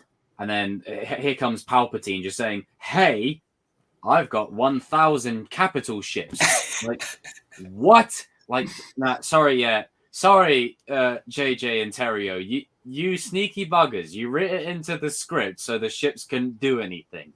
You naughty people. They should have absolutely destroyed the Resistance. Should have absolutely creamed them. Like up until the 16,000 people arrive with Lando, like, sheesh. One ship per pixel. 1080. Yeah, there were so many of them. You couldn't even see them on the screen. Like they were coming off of the screen. You would like Yeah, like I'll say this though, like you know, the sequels are what they are, but the visual effects, like goddamn, like they put in a lot of work on that front. I'll give them that. Jesus. Exactly, Oh, yeah, like exactly. Empire would cream them. Yeah, like I mean, the Empire's First Order better. are great, The First and Order is just ruthless. They just do anything. That's their yeah, thing. They'll just like do exactly. anything. And the First Order may have, you know, Star Destroyers with miniaturized Death Star lasers. But at the end of it, like the Empire and the height of its power, Palpatine, full Control the power, in galaxy. control, literally the kingpin of Star Wars. You've got Vader that is rage fueled. He wants closure on Obi-Wan's ass. Like he's pissed off about that extremely. And he's still not long. Like 10 years feels like a long time, but it really isn't. No. And, you know, he's still off the back of losing Padme, off the back of thinking he's lost his kids. Two of them, you know, and then Admiral Thrawn. I mean, bro, like you can hide from Vader, you can hide from Palpatine. You ain't hiding from him. Like he'll find you. Yeah, tactical genius Thrawn who can predict your next 7 moves. I love Thrawn, bro. Honestly, I can't wait. Dude, literally, the only way you can beat Thrawn is to do some random bullshit. Like that's how Ezra was. So, like this random bullshit, like this fucking this. In That's that called Space episode of Wars. Rebels when when he's like, "I've had enough of your games, Admiral." It's like, what are you doing? Shut up. He's like, I've had enough of your games, Grand Admiral. You know what's it? It's that general or whatever that moves Constantine. Constantine, yeah. He stupidly moves his ship out the way. I'm like, how dare you do this? That, you know what? You can argue that Constantine is responsible for the rebellion winning because for the whole like for the original trilogy, because if Thrawn had his plan had worked, he would have killed the rebellion before that could have happened. Destroyed everyone. And the tone of Rebels plays it down, but like if Thrawn was really able to let loose, like Revenge of the Sith style, he would kill everyone. Like you wouldn't be able to beat this guy. Like, and the thing is, the Empire had this thing about humans and aliens, and Yeah. they promoted Thrawn to such a position because they really respected him. Like it's He was so intelligent that they couldn't even how xenophobic. I don't know if it's with aliens, like is that racist or xenophobic? I don't know what the word is, but whatever. Something like that. Yeah, the Empire had a like social commentary, superiority complex. You know, but it's I just had this, but it's you know, social commentary again, people. But you know, Yeah. it's just Star Wars. Chill out. But it's you know, they put Thrawn to such a position that all those moments in Rebels, you know, when he's with Callus and damn right, Natalie, that book was. I got chills in that scene where he's did laying all out his the entire plan. He's like he's breaking it down. It's like, oh god. And not to mention, we've seen the Dark Troopers in Mando. Look at how hard those things are to kill. Thrawn is fighting them hand to hand in Rebels. Hand to hand. Yeah, that's nuts. Like, oh god, like I'm telling you, bro. Like this is exactly what you do. The sequel trilogy is what the sequel trilogy is, but you use these live action shows to build up a sequel trilogy before it. Like I'm talking Force Ghost, Anakin, and Obi-Wan with Luke, Ahsoka, Ezra, Sabine. Like this is the sequels before the sequels, like setting that up. You know, you've got Din Djarin in there, you've got Boba. Like, ooh, I love it. Cobb Vanth, bring him back. Cobb Vanth, damn right. Hey, Kix. Yep. Oh, Kix. I think they're gonna do something in the sequels where Kix is gonna have a story with, because they're gonna, you know what they're gonna do with Luke's academy. One of those kids survived. One of those kids fucked off for a little bit and came is back doing something else during the sequel. Right. They're gonna do the Ahsoka thing. One of them is doing something else in the sequels. They're gonna do something with that. I guarantee it. Absolutely. But do something with that. Kix will get his due. Everyone's gonna get their due. Everyone's gonna get something. Everyone's gonna eat. Oh man. Yeah, they had to get Thrawn out of the way, because if Thrawn was in the original trilogy, then oh dude, if Thrawn was in the original trilogy, they would have lost. Yeah. Like this is the thing with Thrawn. He's such a OP character mentally. You have to nerf him. Like if you don't nerf him, like you're gonna lose. Like you have to nerf this guy. He's so flipping good, and it's what's great about him is he doesn't use his physical abilities to get what he wants. He uses his mind. Yep. And as I say, you can hide from Vader, you can hide from Palpatine. You ain't hiding from him. He'll find you. Yeah, guys, even even like the best generals in the rebellion were just they couldn't do anything with them. They were stumped. Mm. I love his quotes as well. What's that one he says about failure? No, a mistake. It's like a mistake is not an error till you refuse to correct it or something. Yeah, and then he's like, he says, in order to defeat your enemy, you have to know your enemy, not just their tactics. It's like their even culture. when the Bendu shows up and he's like, "What Jedi devil is this?" Like even he's thrown off. He's like, "I don't." He's like, "I don't have anything to say to this." Yeah, that's the thing about Thrawn. It's like he's only he can only predict what he can predict. So like some random bullshit is like Force stuff. You can't predict that. Like No Purgo stuff, like Bendu suddenly coming in. Like you can't. Those are variables you can't account for. No, so you have to beat Thrawn. Like Thrawn is good, but he ain't that good. Like you can't get to that kind of level where you're like, "Oh crap," you know. And another thing with Thrawn is he's kind of like the Emperor, where like he has this. He's as much as he's everything he does is based on logic and reason. Like you can't. But sometimes humans act illogic. Like people act illogically. They act out of emotion, yeah, love and hate and stuff. So like, yeah, that's another thing you can't account for. Yeah. Or just the stupidness of your fellow peer. Yeah, somebody's like being Constantine. Pride, stupidity. He just didn't Like, want to do what he was told. Like, honestly, that you know, when Callus said to was it that Indiana Jones looking villain one? Yeah, and he's like, Thrawn's not to be happy about you making a mess of his fleet. Throw this traitor out the airlock. You just given Callus what he wanted, you donut, moron. And then Constantine, like, I've had enough of your games, Grand Admiral. Like, if the Empire was full of Thrawns, then it would have been a one-way street. It was almost over for the Ewoks saved Rebellion's ass anyway. So, that's the one, Crow. Do you know the difference between an error and a mistake? Anyone can make an error, but that error doesn't become a mistake until you refuse to correct it. Bang! That's the one. I love that.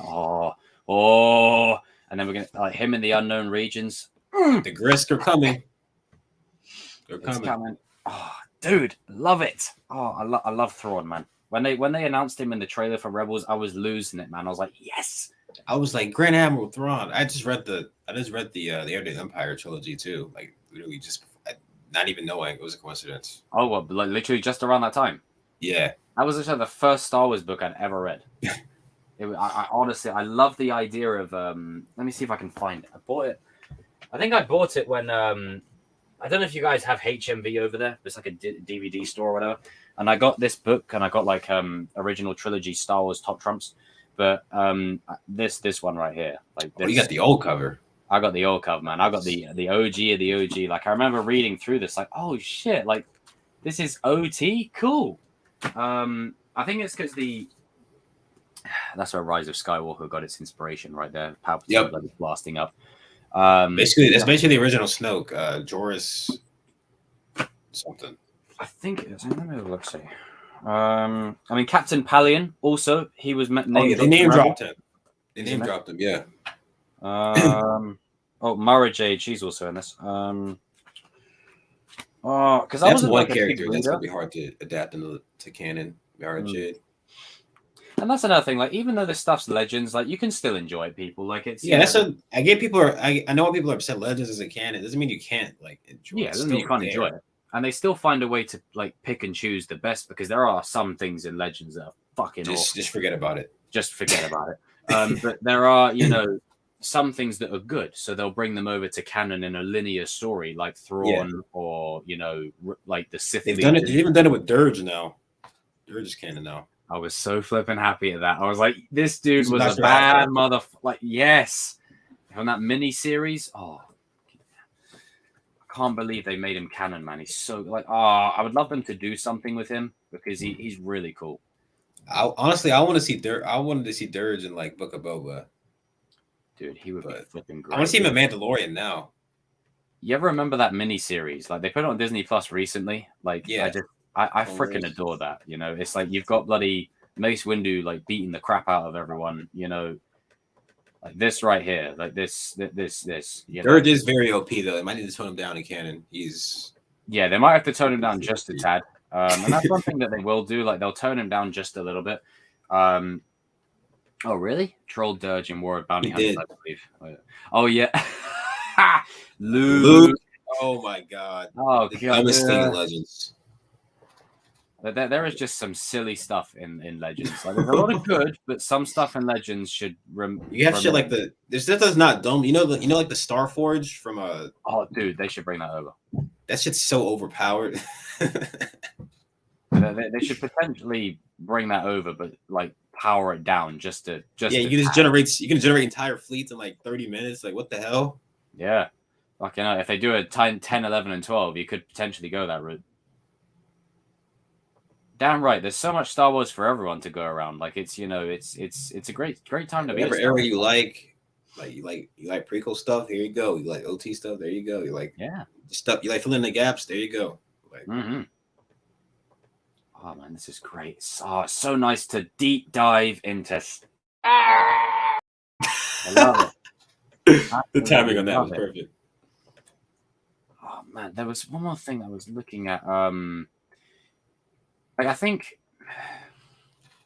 with the way the show will end, like I think it's just going to end with let me see if I can. I saw something the other day that had like a good ending shot. Where how great would it be if the ending shot is literally let me see if I can find the moment. Because I think a good shot to end on for the show would be Obi-Wan looking out at the twin suns. Oh yeah. Because the twin suns are that symbol of hope always. Yeah. That's Obi-Wan regaining his hope. Yep. That's the uplifting part. And I think that's why when everyone was like freaking out about it, and they were like, oh my God, she wants it to be uplifting. It's like, well, this is a very dark period. You don't want to end with Obi-Wan crying in the desert. Like, it's that's miserable, do you? Like, yeah, that's depressing as hell. Like, that's how it's going to start. And if it starts that way and it ends that way, then like, where we got, like, what emotional journey has he gone through? He's in the same place he started at, Yeah. Like, you want him to turn into that, like, hermit, but that wisecracking, sort of, charm Ben Kenobi. He has a positive outlook because he has his hope in Luke now. Yeah. And you literally end it with a shot like this, but you use Obi-Wan's home on the Dune Sea looking out at the twin suns. Or maybe, imagine, like, in the first episode, maybe he's looking at Luke and he looks in it's a very depressing state, and he looks at Luke like, oh my God, this is how like this is terrible. But then maybe later on in the season he looks at Luke like, you know what, like with a more hopeful look. Maybe you're the chosen one. Yeah, maybe you are the chosen one, or maybe Anakin could still be the chosen one, but you are the key to bringing him back. Like you are the key, and and I'm going to put all my faith into you. And then that's where Qui-Gon reaffirms to him and says, hey, no, Anakin's still the chosen one, but this kid is the key to it all, And then, because Obi-Wan in the OT is like, he's not sure about Anakin, if he's still there or not. So maybe he's like conflicted about it. He's more machine now than man. Yeah. Twisted and evil. That's another thing. Like, I think what's going to happen in their duel is that Obi-Wan's going to try to reach out to him one more time, and Vader's just not going to be hearing it. He's going to be like, no, we're done. Yeah, like Vader's not going to want to hear it at all. Like, this is as heartbreaking as it'll be to watch. Like, we won't be seeing, Obi and Vader like come to a mutual understanding. No. Like, you ain't going to see it. As heartbreaking as it is, like, we won't see it. It just. What if why Obi-Wan says that? Because he sees Vader cut down his own Inquisitor. He sees him cut down another one of his own Inquisitors. Now that would be epic. Because it would, like, it's not Obi-Wan's way. Like, he killed Darth Maul at first, but I think that was more just out of, like, he just saw his master die right in front of him, and then yeah. Like, it comes down to like determination of the scene, the setting, the environment.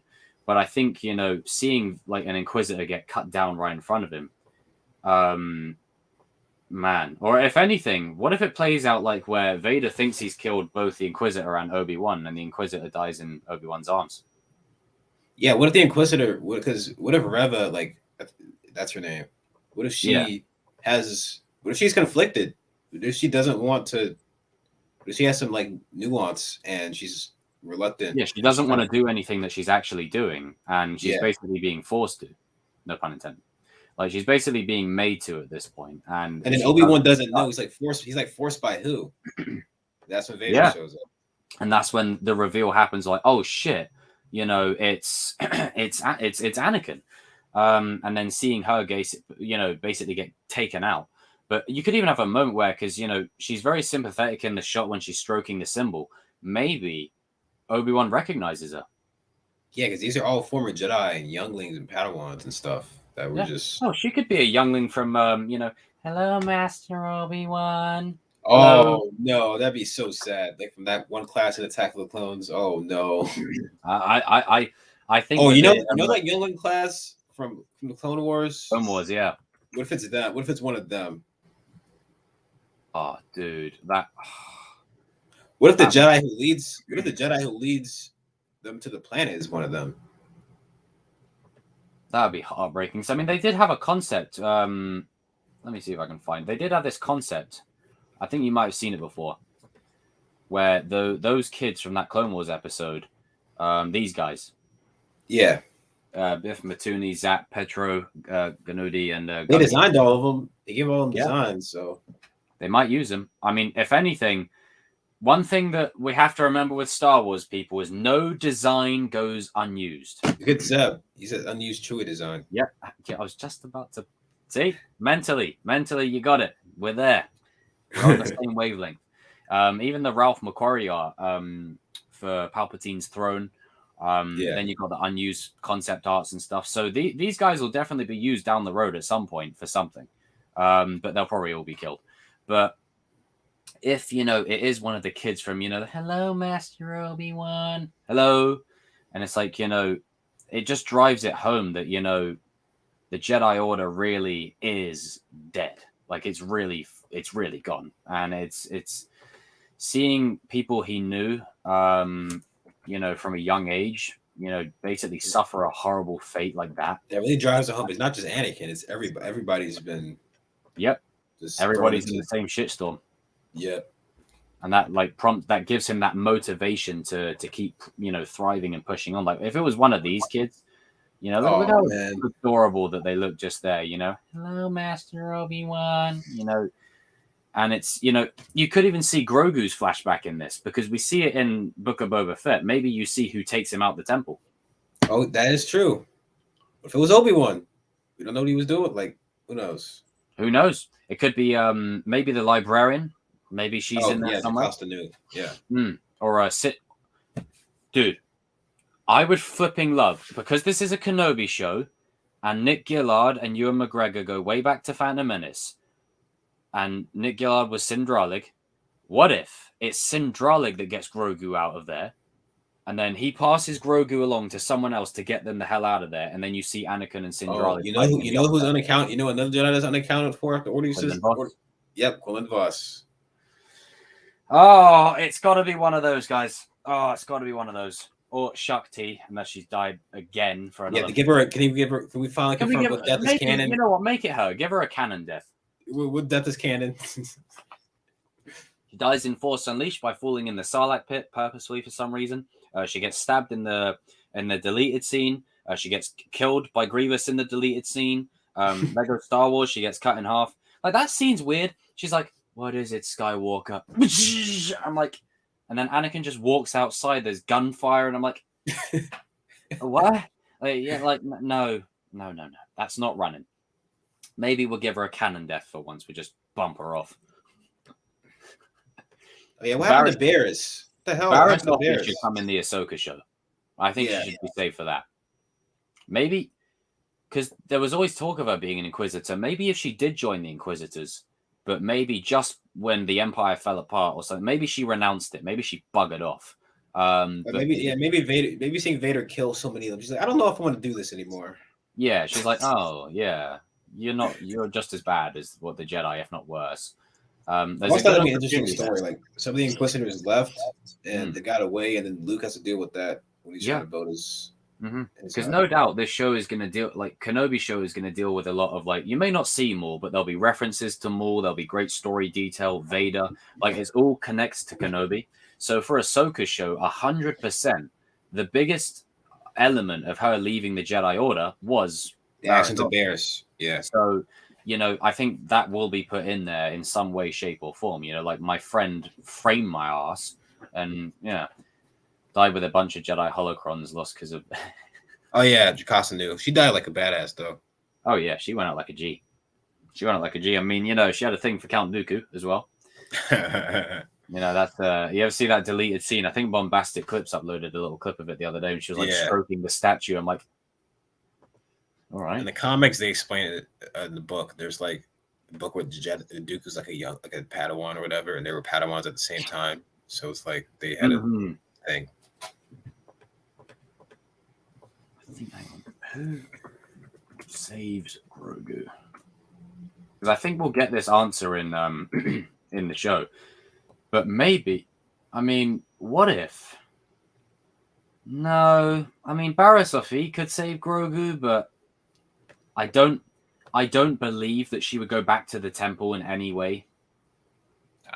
If that temple is getting ransacked, she's going to be sitting from afar with popcorn, watching and enjoying it. Like she ain't going to want to go back. Yeah, Barriss strikes me as somebody she legitimately thought she was doing the right thing. So I think if she had joined the Empire, she would have not really been with the program when they started like killing civilians and doing all that crazy shit. I know this Green Rant, but let's see what they say here. Let's see what they say. The Grand Inquisitor. Oh, because to be fair, there might be an episode. Could you imagine an episode of Kenobi that focuses on the Jedi Temple? Like you get how Grogu escaped and who saved him, how the Grand Inquisitor switched sides, like all of that stuff, like all that juicy shit, like a whole episode dedicated to it. Like Vader having that'd be cool. You see Anakin doing stuff like yeah. Like how they name it after like the old legend. They name it after the old legends thing. Nightfall. Dude, they literally. The episode opens up, chapter 3, Nightfall, and it's literally like you see them movies and shows where they show the perspective of every character on how they saw the events. Yeah, like you see the Obi-Wan's perspective of it, Anakin's perspective of it, the Grand Inquisitor's perspective, Grogu's perspective. You see all these different perspectives of how they saw the events at the temple, and Kenobi's like sad, depressed. Anakin's is like remembering what he did and who he killed and all that kind of stuff. The Grand Inquisitor is him remembering him switching sides and him doing all that. Grogu's is like maybe a little cameo, just him remembering, who saved his ass. Like, oh, that would be so good. Like a whole episode centered on it. That'd be so cool. Like, because I love it when movies and shows do that, where, like if you and I were in a situation, we would both see it two different ways. And maybe you might see it in a more hopeful way and I see it in a more sad way. Like but it's the same way kind of thing. Like, oh, that would be so crisp if they do that. Barriss Offee, that's a good shout. I'll put around. Oh, he's still unaccounted for as well. We don't know what happened to Alpo. He's a big target, though. He might be in Bad Batch season 2. He's still alive in Order 60. Yeah, it's true. Darth Vader 19 is still alive. Yeah. I think save him for Bad Batch. Save him for Bad Batch. Oh yeah, this guy. Oh, yeah, he's alive, too. He could have been the one to save Grogu. True. But I think it'll be someone that the audience has an investment in. The thing is about Jocasta is we know when she dies, so... Yeah, like they explain in the comics that she gets basically axed. Mace? Now, if it's Mace... Like, he's literally just off the... Like, he's downtown Coruscant. He lost an arm. With an arm lost. He's been shot. Been electrocuted to fuck. He's been tossed out of a building that's like 50 million miles in the air. Betrayed by one of his own. Betrayed by one of his own. And he's like, I've got to run back to the temple immediately. Like, I think he's going to be knocked out. Like, he's going to be out cold. Like, unless, dude, if fan service and fanboy, maybe. But if that purple lightsaber flashes on screen and Grogu's saved, then... I'm going to freak out, of course. I'm going to freak out. Won't be until afterwards. Be like, wait, what? But the only thing is that Mace, like, he's going to be pissed off. He's going to want to fight Anakin there and then. And that could potentially be a plot hole because Yoda and Obi-Wan would have seen on the footage, like the cameras. Like, what the hell? Mace is alive? Like, wait, Mace is still alive? The hell? Obi-Wan Kenobi. I mean, Obi-Wan Kenobi. No, because they got there afterwards. He was off-world. Yeah. Like, I mean, they could have done it, but, with him being off-world on Utapau, and then he's like, my clone troops have turned on me. They need help. you know. And then immediately after that scene, Anakin goes to see Padme. Like Yeah. it won't be Obi-Wan. Nah. Yoda was off-world. He was doing shit. I've seen this one before. This could potentially hold some weight because they did recognize each other in the finale. Yeah. R2 was like talking to him. Yeah. And I'm starting to think that maybe there could be. What if there's a flashback of maybe not how Grogu survived or who saved him? Maybe we might see that down the road. But what if maybe you see a flashback because you got Hayden back in this show? Maybe Anakin and Obi-Wan interacting with Grogu in the temple. Oh, he's another one of the younglings, and they're teaching the class or something. Yeah, maybe. Oh god, could you imagine if Anakin's teaching the class? Ironic. A few years later, he kills them all. Not going to kill you guys or anything. I don't know if you've seen that like fan edit where damn, this one doesn't make sense. This one doesn't make sense to me. All those other kids, but like this one kid, I'm just not. Nah. Anakin in that moment wanted all the smoke. He wanted to kill everybody. He wasn't letting anybody survive. He was killing everyone, and not just the men, but the women and the children too. Now, I would like this. I don't know if you've ever seen this image, but I found, and I rarely say this word, but I found it so cute. Where is it? This. Oh. Like, imagine that. Like you get like Obi and Anakin maybe teaching the class or something, and you got like Ahsoka in there or something. Like you could really do a flashback like that, like little Diddy Grogu. Oh yeah, and then imagine like they say good job, Grogu, after he does something. Oh yeah, the Jedi were assholes. Yeah, Anakin was coming up as a Padawan. Yeah, they were. Yeah, all the Jedi were pieces of shit to him. They were insecure. Something that you think you're the chosen? You think you're the chosen one, huh? Yeah. They're like, you think you're the chosen one. Oh, you think you're better than us. They kind of did that with Ben and the Rise of Kylo Ren comic, where they were like, kind of like, oh, you're just because you're Luke's favorite because you're his nephew. Like, kind of did that. It all comes full circle because it's just like, hey, so and so, you suck. Oh, you're the chosen one, or you think you're better than all of us. Well, I mean, I am the chosen one. So like in Harry Potter quote, "I am the chosen one." It's like she's only interested in you because she thinks you're the chosen one, but I am the chosen one. Okay, sorry, kidding. But yeah, like it's there's so much to his story that's kind of left untapped there. Of how many of them were just pieces of shit to him, and the level that some of these arseholes went to attack him. Yeah, it's like Anakin really didn't have friends other than Obi-Wan and Ahsoka later on. Yeah. I mean, he was on cool terms with like Luminara. Yeah. And, like it's people that were older than him he was on cool terms with. So. Yeah. Well, everyone that was older with him he was cool with, like except Windu. I don't think them two ever got along. They never liked each other. They never liked each other at all. Like I like Mace's exit in Revenge of the Sith, but I wouldn't have minded seeing a duel. Like I wouldn't have minded.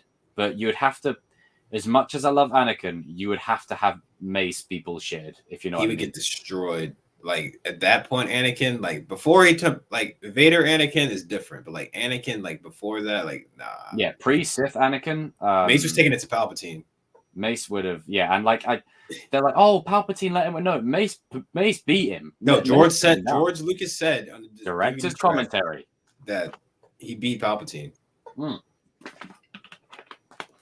Even does not that Mace is more powerful. Mace isn't more powerful than Palpatine. You know, like that face expression he does. I'm like, what the hell is that? The facial expression is that whole fight. I put pause on the thing. I'm like, what the fuck is that, dude? Like, what? Jesus. The memes make themselves.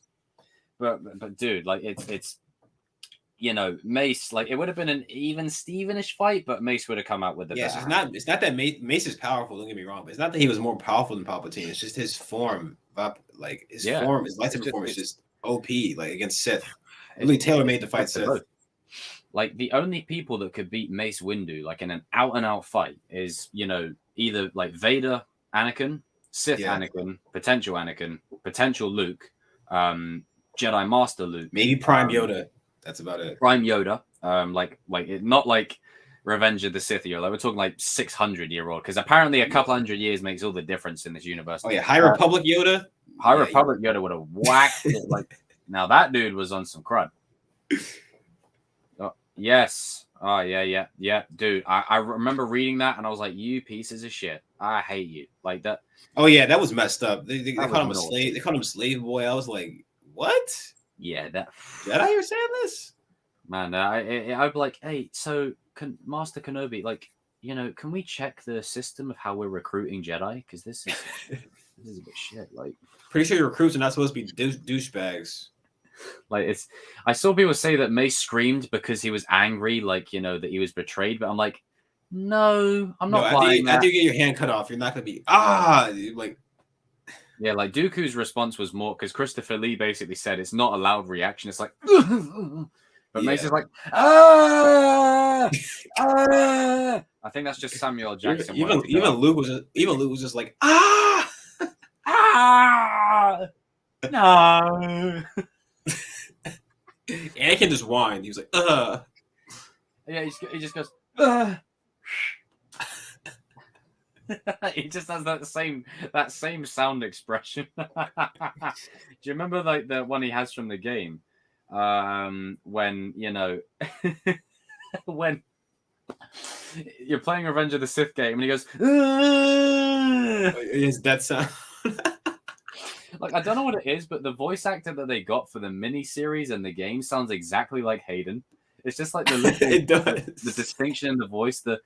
I want access to the Jedi Temple's security beacon. On whose authority? By order of the Supreme Chancellor. The Council is no longer in control. Like, yeesh, sounds exactly like it.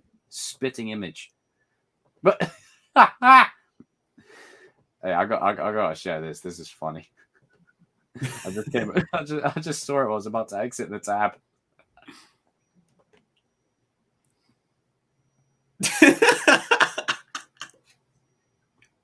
Got frog eggs. where the hood at? I love it. But yeah, like it's, you know, we'll probably spend like the next 19 minutes and then round off for this one. But like Kenobi, man, honestly, I can't wait for the show, and I think we're just in for a treat. Like, if you'd have told me that this show was ever going to be a thing, I would have just looked at you like that. You know, okay, yeah, all right, sure, of course, but it's a thing. It's a thing. It's just, I think everyone's reaction was universal. The minute you hear Battle of the Heroes playing, and then it cuts to Duel of the Fates, and then the sand disappears, and then you've got Dark Deeds, and oh, good times away. Watch parties will be happening for that. Oh, yeah. I just like, I would be content if they never did a season 2. I would really be content with it, because it's just, you know, Revenge of the Sith for me is such a great movie that, you know, it doesn't need anything else to it. Like, the fact that we're getting this is great. Like, this is really good. We can juice it's kind of like an epilogue type thing. Yeah, we can juice up this part of the era a little bit, and it gives, like, you know, Ewan and Hayden a bit of chance to, you know, have one more swing at each other. You know, it's seeing them two together on screen again. Like, it's going to be great, you know. And there could even be flashbacks, because this is a big complaint of, you know, the prequels, is they don't really highlight much of the friendship. Like, you could even have a flashback to a scene of them two just having fun and chilling out, Clone Wars style, you know. Yep, we definitely need that. We need that. Oh man. The emotion. I keep saying it, but like, imagine like Obi-Wan. He's like watching Luke in one of the early episodes, and he sees Luke do something similar to Anakin. He sees Luke do something similar to Anakin, and he just has a panic attack or something. Maybe he remembers like training like little Jake Lloyd version of Anakin, like, you know, just like moments like that, and it's almost like a spitting image, and he's just like caught up in him, like in himself. Like, oh, I love it. Like, I think what they showed in the trailer, I think most of that's all from the same episode. Yeah, I think that's mostly from episodes 1 and 2, probably. Yeah. Mm-hmm. Especially all the Obi-Wan shots where he's like on that transport thing. And yeah. Like, I think all the stuff with the Inquisitors, maybe the fight off-world and whatnot, that's within the first couple of episodes. I think for 4, 5, and 6, don't show a damn thing, because I think that's when the spoilers are really going to kick in. Like, you're going to see Yoda and Qui-Gon potentially in there. The Vader, like I think Vader might actually be in this quite a lot. I think he is. Probably the second half of the show, he'll be in it a lot. Yeah, like the ending of episode 3, like maybe Nightfall, that's the cue for Vader to come in. You know, and then we see a bit of him. You know, you'll see a lot of Hayden. You know, so I think they'll really focus on maybe moments where Hayden and Ewan can sort of, you know, have the spotlight to themselves. Or maybe there could even be an episode where it's a Vader-centered episode and you have Kenobi in it sporadically, and then the focus is back to Kenobi, and then them two come full circle in the final. That'd be interesting. See what Vader's day-to-day is at this point. Yeah. Like you have like Kenobi maybe in it for like 5 minutes, and then it's mostly like a Vader episode. Yeah, like he's in his back to tank, like on Mustafar. And he's meditating. So great. You know, like in Rogue One, when the back to tank comes down, but you don't see like who it is because they left it ambiguous. What if this time you see it come down and then it turns around as Hayden? So when you watch Rogue One, it'd be like, that was, even though it might not have been, it was, but it isn't, but it is. You know, it's like a nice little knock. Smoking death sticks. Imagine you get one of those to Vader. We need to see that guy again. Yes. It's like, I changed my life because of you. That could be really cool, actually. Yeah. It's like that one act. Obi-Wan still did good. I turned my life around because of you. Yeah. And I think Obi-Wan, like, as contrived as it would be, and as coincidence as it would be that the Death Sticks guy is the one that gives him hope, I think Obi-Wan needs just a little bit of that. You know, he needs something.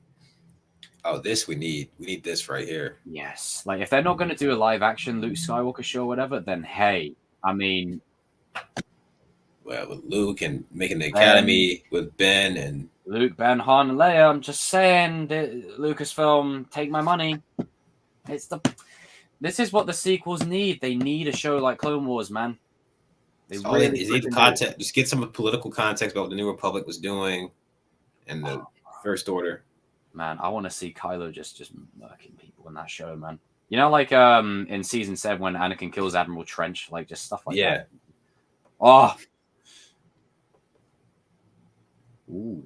Before Mando. Oh, well, Luke's like finding like he's like being like a Indiana Jones type thing where he's like going around like finding stuff. You could carry that on for a few years because between like the Clone Wars show, it can only last 7 seasons because you've only got 3 years worth of story to cover. But 30 years. But you got a whole 30 years between Return of the Jedi. But the one problem with this is because they're using the live action shows to fill in the gaps as well. I don't want them to do too much because it might start. They might run into plot holes. Like that's probably why they're gonna wait till these shows wrap up. Yeah, wait till they're finished. Animated stuff. Wait till they're finished. And I think that's what's good about it is now they've got the Skywalker saga, well, quote unquote Skywalker saga. They only realized that in the final fucking movie. Skywalker saga. You know, you fill in all the gaps. You fill in all the gaps of all the stories, of all the characters. You wrap up everything you need to. Nice little bow. Then you go forward. Yep. And I know some people don't want to hear it, but I think the sequel trilogy will make a comeback once all these are done. Yeah. I think he basically said it would. So yeah, like it's gonna happen. You know, it's they made money at the end of the day. They made money. You know, you may not like him, but they made money. You know, and to be fair, like they're not that bad. Ooh, no, there's worse. There's worse things. There is worse things. You know, there is worse things. Like boo.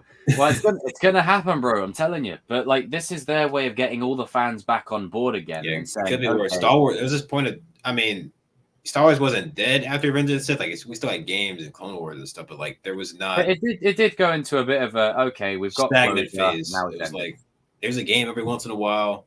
There's updates to Knights of the Old Republic every once in a while. Clone Wars is going on, but other than that, nothing. Yeah, happening. No, it just kind of like there was that.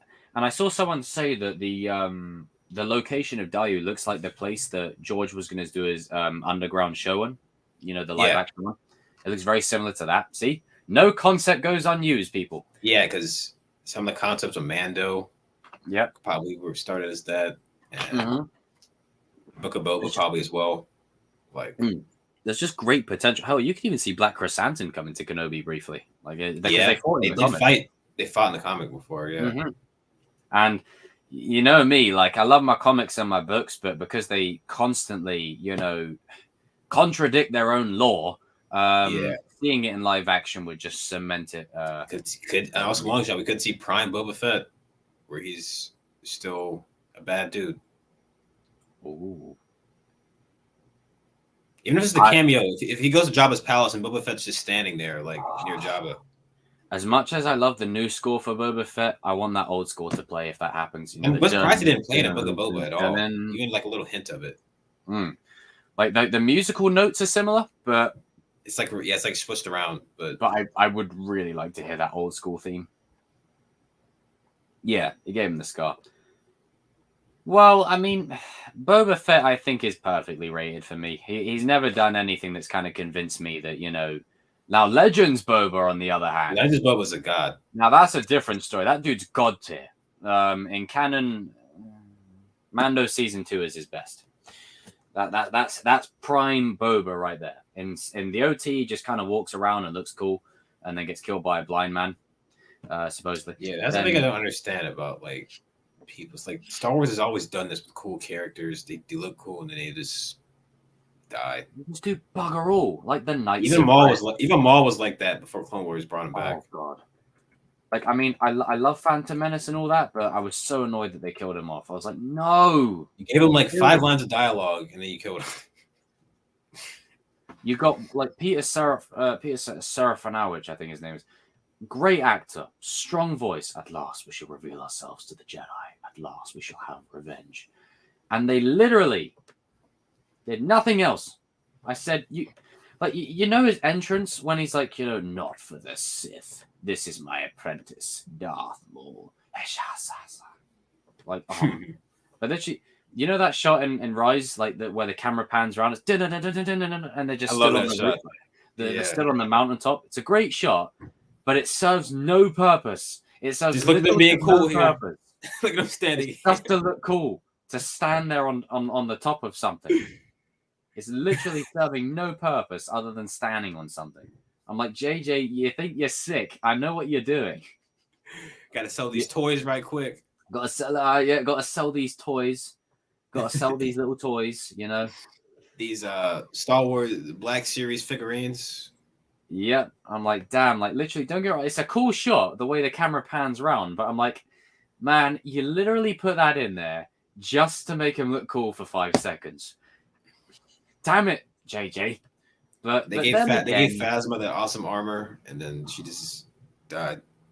Now this here is my boy. Now you see this had me fanboying hard, man. When he pulls the saber over the shoulder, does the Han Solo shrug. I'm like, man, this dude's an Anakin Han hybrid in one. I love it. It's just a shame they killed him, and we're not going to get more of him because they're stupid. If they're smart, why would you kill him? If they're smart, they'll bring him back. They'll bring him back because they didn't actually. They left it quite ambiguous. They didn't show us Force Ghosts, so nope. So bring him back. Bring him back. And this is one character I want you to bring back because you cannot. And there's a character where you can kind of do it, like in a way where it makes sense. Or it's just like Vader's death worked, but he was at the end of his story. Like it's 60 years have gone by or whatever. Okay, he's at the end of it. Like Ben is still young. Like, you know, what you doing? 30, 31, something like that. And we got 3 movies with Kylo Ren. Let's get 3 movies with Ben Solo. Like I'm just saying, Disney, please. Yeah, because we got Anakin Skywalker for 3 movies, and we got Darth Vader for 3. So there we go. And then you get Ben and Rey, the dyad of the Force, training the next generation, and Finn is the first student in it. It's there in front of you. That's what I thought they were gonna do, and then they might still do it. They might still do it, but at least with these shows, they're a good indication as to, they might do it now, which is good. To give people what they want now, so. Yeah, like you got to bring Ben back. You have to bring him back. You can't introduce the dyad of the Force and then kill half off. Like you either kill both or you kill none. Like what are you doing? That might be what the stipulation is. It might be like as long as one of them is alive, the other one isn't really dead. Because for all intents and purposes, I mean, if they really wanted to play this risk, it could be risky territory with consent and all that. But maybe Rey could have an offspring now, Actually, another Skywalker. Another Skywalker, and it literally is a Skywalker because it came from the Solo A bloodline. Skywalker and a Palpatine. Oh God. Oh no. Damn. No. What if it's twins? One's evil. One's evil, one's good, and we start this shit all over again. It's literally like the twins from like It's the like Old that Republic. one you saw a Star Wars Vision short, right? Where the kids, Yes. twins. Like one of them was. It's like we were saying. Hey, look, I'm just saying. I'm not necessarily a Reylo king, but I don't mind Rey and Ben's dynamic. I kind of like it. It's cool because us lore nerds, it goes back to Revan and Bastila. Like it reminds Always me of two. That. Always two. No more, no less. A master and a what? Apprentice. But which was? Yeah, the Knights of Ren are coming for Vader now. That could be how they get his helmet, actually. Like they could go back to his castle afterwards and get it. Oh, that's so cool! I love that. They use Dragon Balls to bring back Ben. Maybe. Hell, they brought back more using Night Sister magic. They brought back Boba Fett. Who else have they brought back? They brought back. Well, they've done a lot of fake out deaths. So yeah, just bring Ben.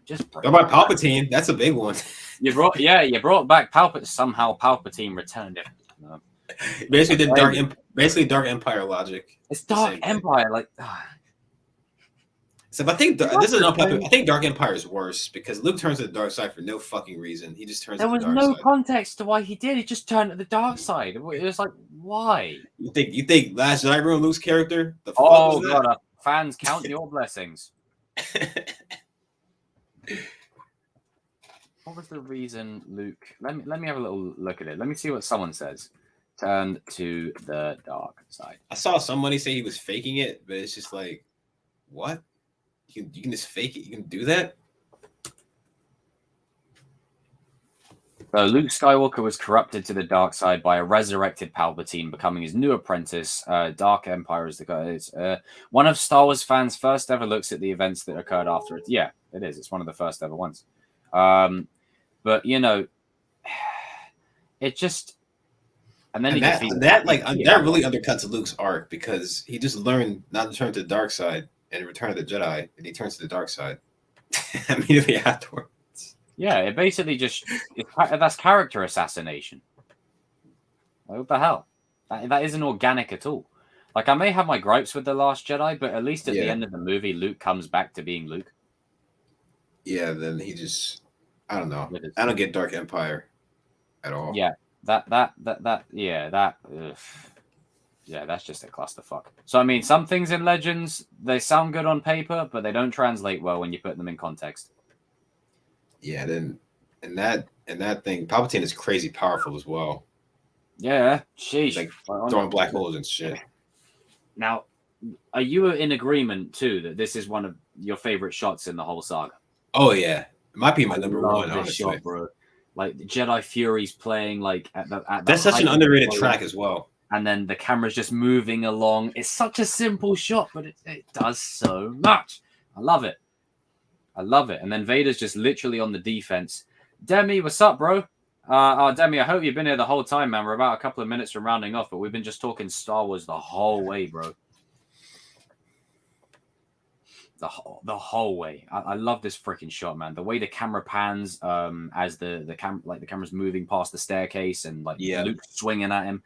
And it's crazy because, cinematic language. Like, Red in Star Wars is associated as the bad guys and aggressive. But in this case, Red defensive and green aggressive. Yeah. Raiders on the defensive for once.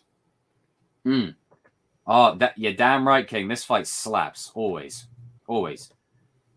I love the one on the backdrop here with our boys Anakin and Kenobi, but this right here was so flipping good, man. And then when Luke has him down, he looks wordless storytelling. He looks down at his hand, and he looks at Vader's arm. He's like, I'm becoming exactly like him. And even like Vader looks like he shit himself. He's like, I missed it. Gonna rewatch the. I love Vader screaming that scene. He's like, Oh yeah, I noticed that it messed up my post notifications. Yeah, sorry about that, Demi. I'm not sure. Like YouTube's been bugging with that lately. Yeah, they really have been doing that. It's bloody annoying. Thank you, YouTube. You're screwing my algorithm stuff. But yeah, bro, like Demi, we've gone on for like 2 hours of great context and nuance and Star Wars and it's brilliant. It's so nice to talk some Star Wars and have some fun with it and all that kind of stuff. Because if we don't, big doo-doo this time. I need to try and get the. Fuck it, I need to get it. I need to get it. I have to get it before we end. I have to get it. I can't not play it.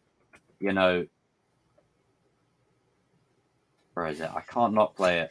I need it. I need to play it. Let me find it. Bear with me. Bear with me 1 second, chat. I need to get the clip. Eris, you'll know the clip. And I should have started the stream out with this, but well, oopsie daisy. Right. Yes. Right. Get rid of. What am I going to get rid of? Let's get rid of Ragnarok. Please, TCK. Whoopsie daisy. Made a bit of a mistake. We're on Harry Potter land. Right. Let's come full circle. Okay. One for it. Wait for it. Hello there. Perfect. Cherry on top. But ladies and gentlemen, thank you for joining us for the Star Wars discussion. There'll be definitely more in future. I think we could make this a weekly thing, man. We could pen like a day in and do this. Why not, man? Dive right into the nitty gritty of the lore of all this stuff. We should have a name for it.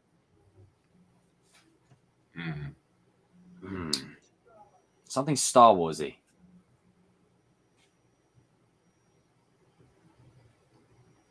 Trying to think what would be good. Chat, give us some recommendations. Shout some ideas. I'm trying to think. Sinner Chosen would be cool. It would. That would be pretty dope. Sinner Chosen and maybe have the 2 lightsabers just on the sides. Oh yeah, that'd be dope. Oh, I'm okay. There we go. Sinner Chosen. I'm running with that.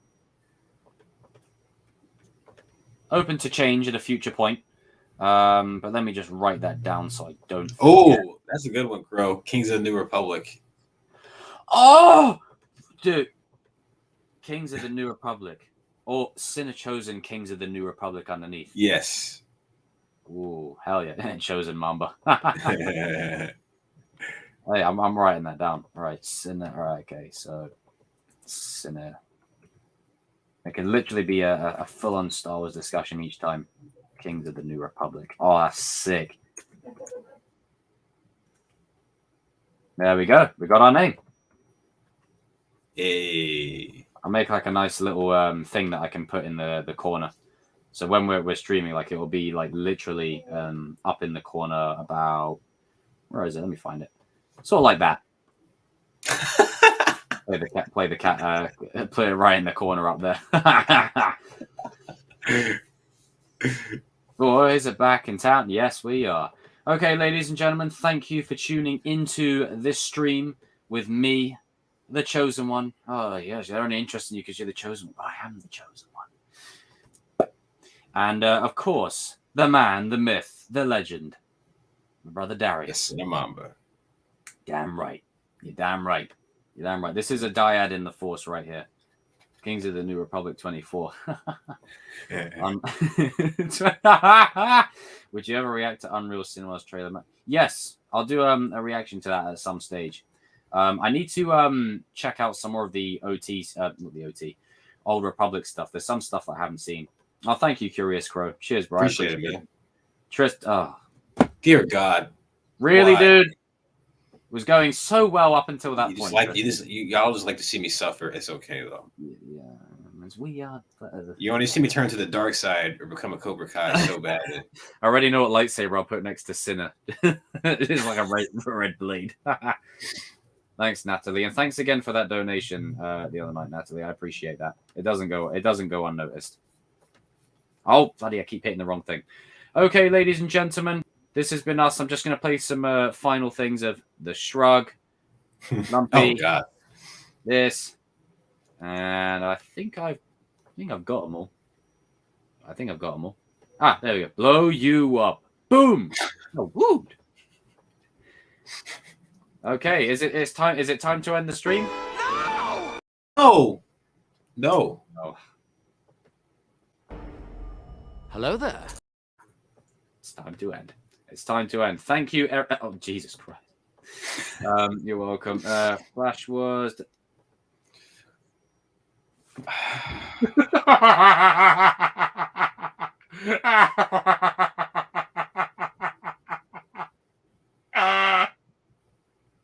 I shouldn't be laughing. You see, there needs to be at least one Miyagi-Do / Jedi on the things because I have to keep the balance. You have to keep everything together. If I turn to the dark side, the balance of the Force gets thrown off. Okay. It's just the way you commented. You're really testing me, Warner Brothers. This is your fault. I'm staring into the camera. I'm talking to you. This is your fault. This happens. It's disappeared. My camera disconnected after I said that. They hacked into the thing. They're like, nope. Exactly. Okay, everyone raise a toast to this guy in the chat. I will see you all in another stream soon. And until then, well, it's kind of wrongly said, but, screw it. Let's play it one more time. Hello there. And it's time to end. Peace out, ladies and gentlemen. May Catching the the flip force be side. with you. Always. Don't mention that F word ever again, chat. I'm on the same feeling as him. I'm sick of hearing bad news about it. Kenobi. We're on the Kenobi hype train. Kenobi. Talking about good things right now.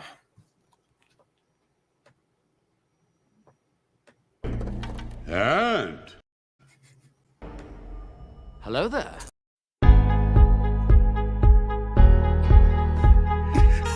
Hello there, ladies Hello and there. gentlemen. Goodbye. May the Force be with you. Always. Thank you for watching this lovely stream by me and the Cinemama. More Star Wars streams coming in future. I was expecting Kenobi. Why? Kenobi! Kenobi!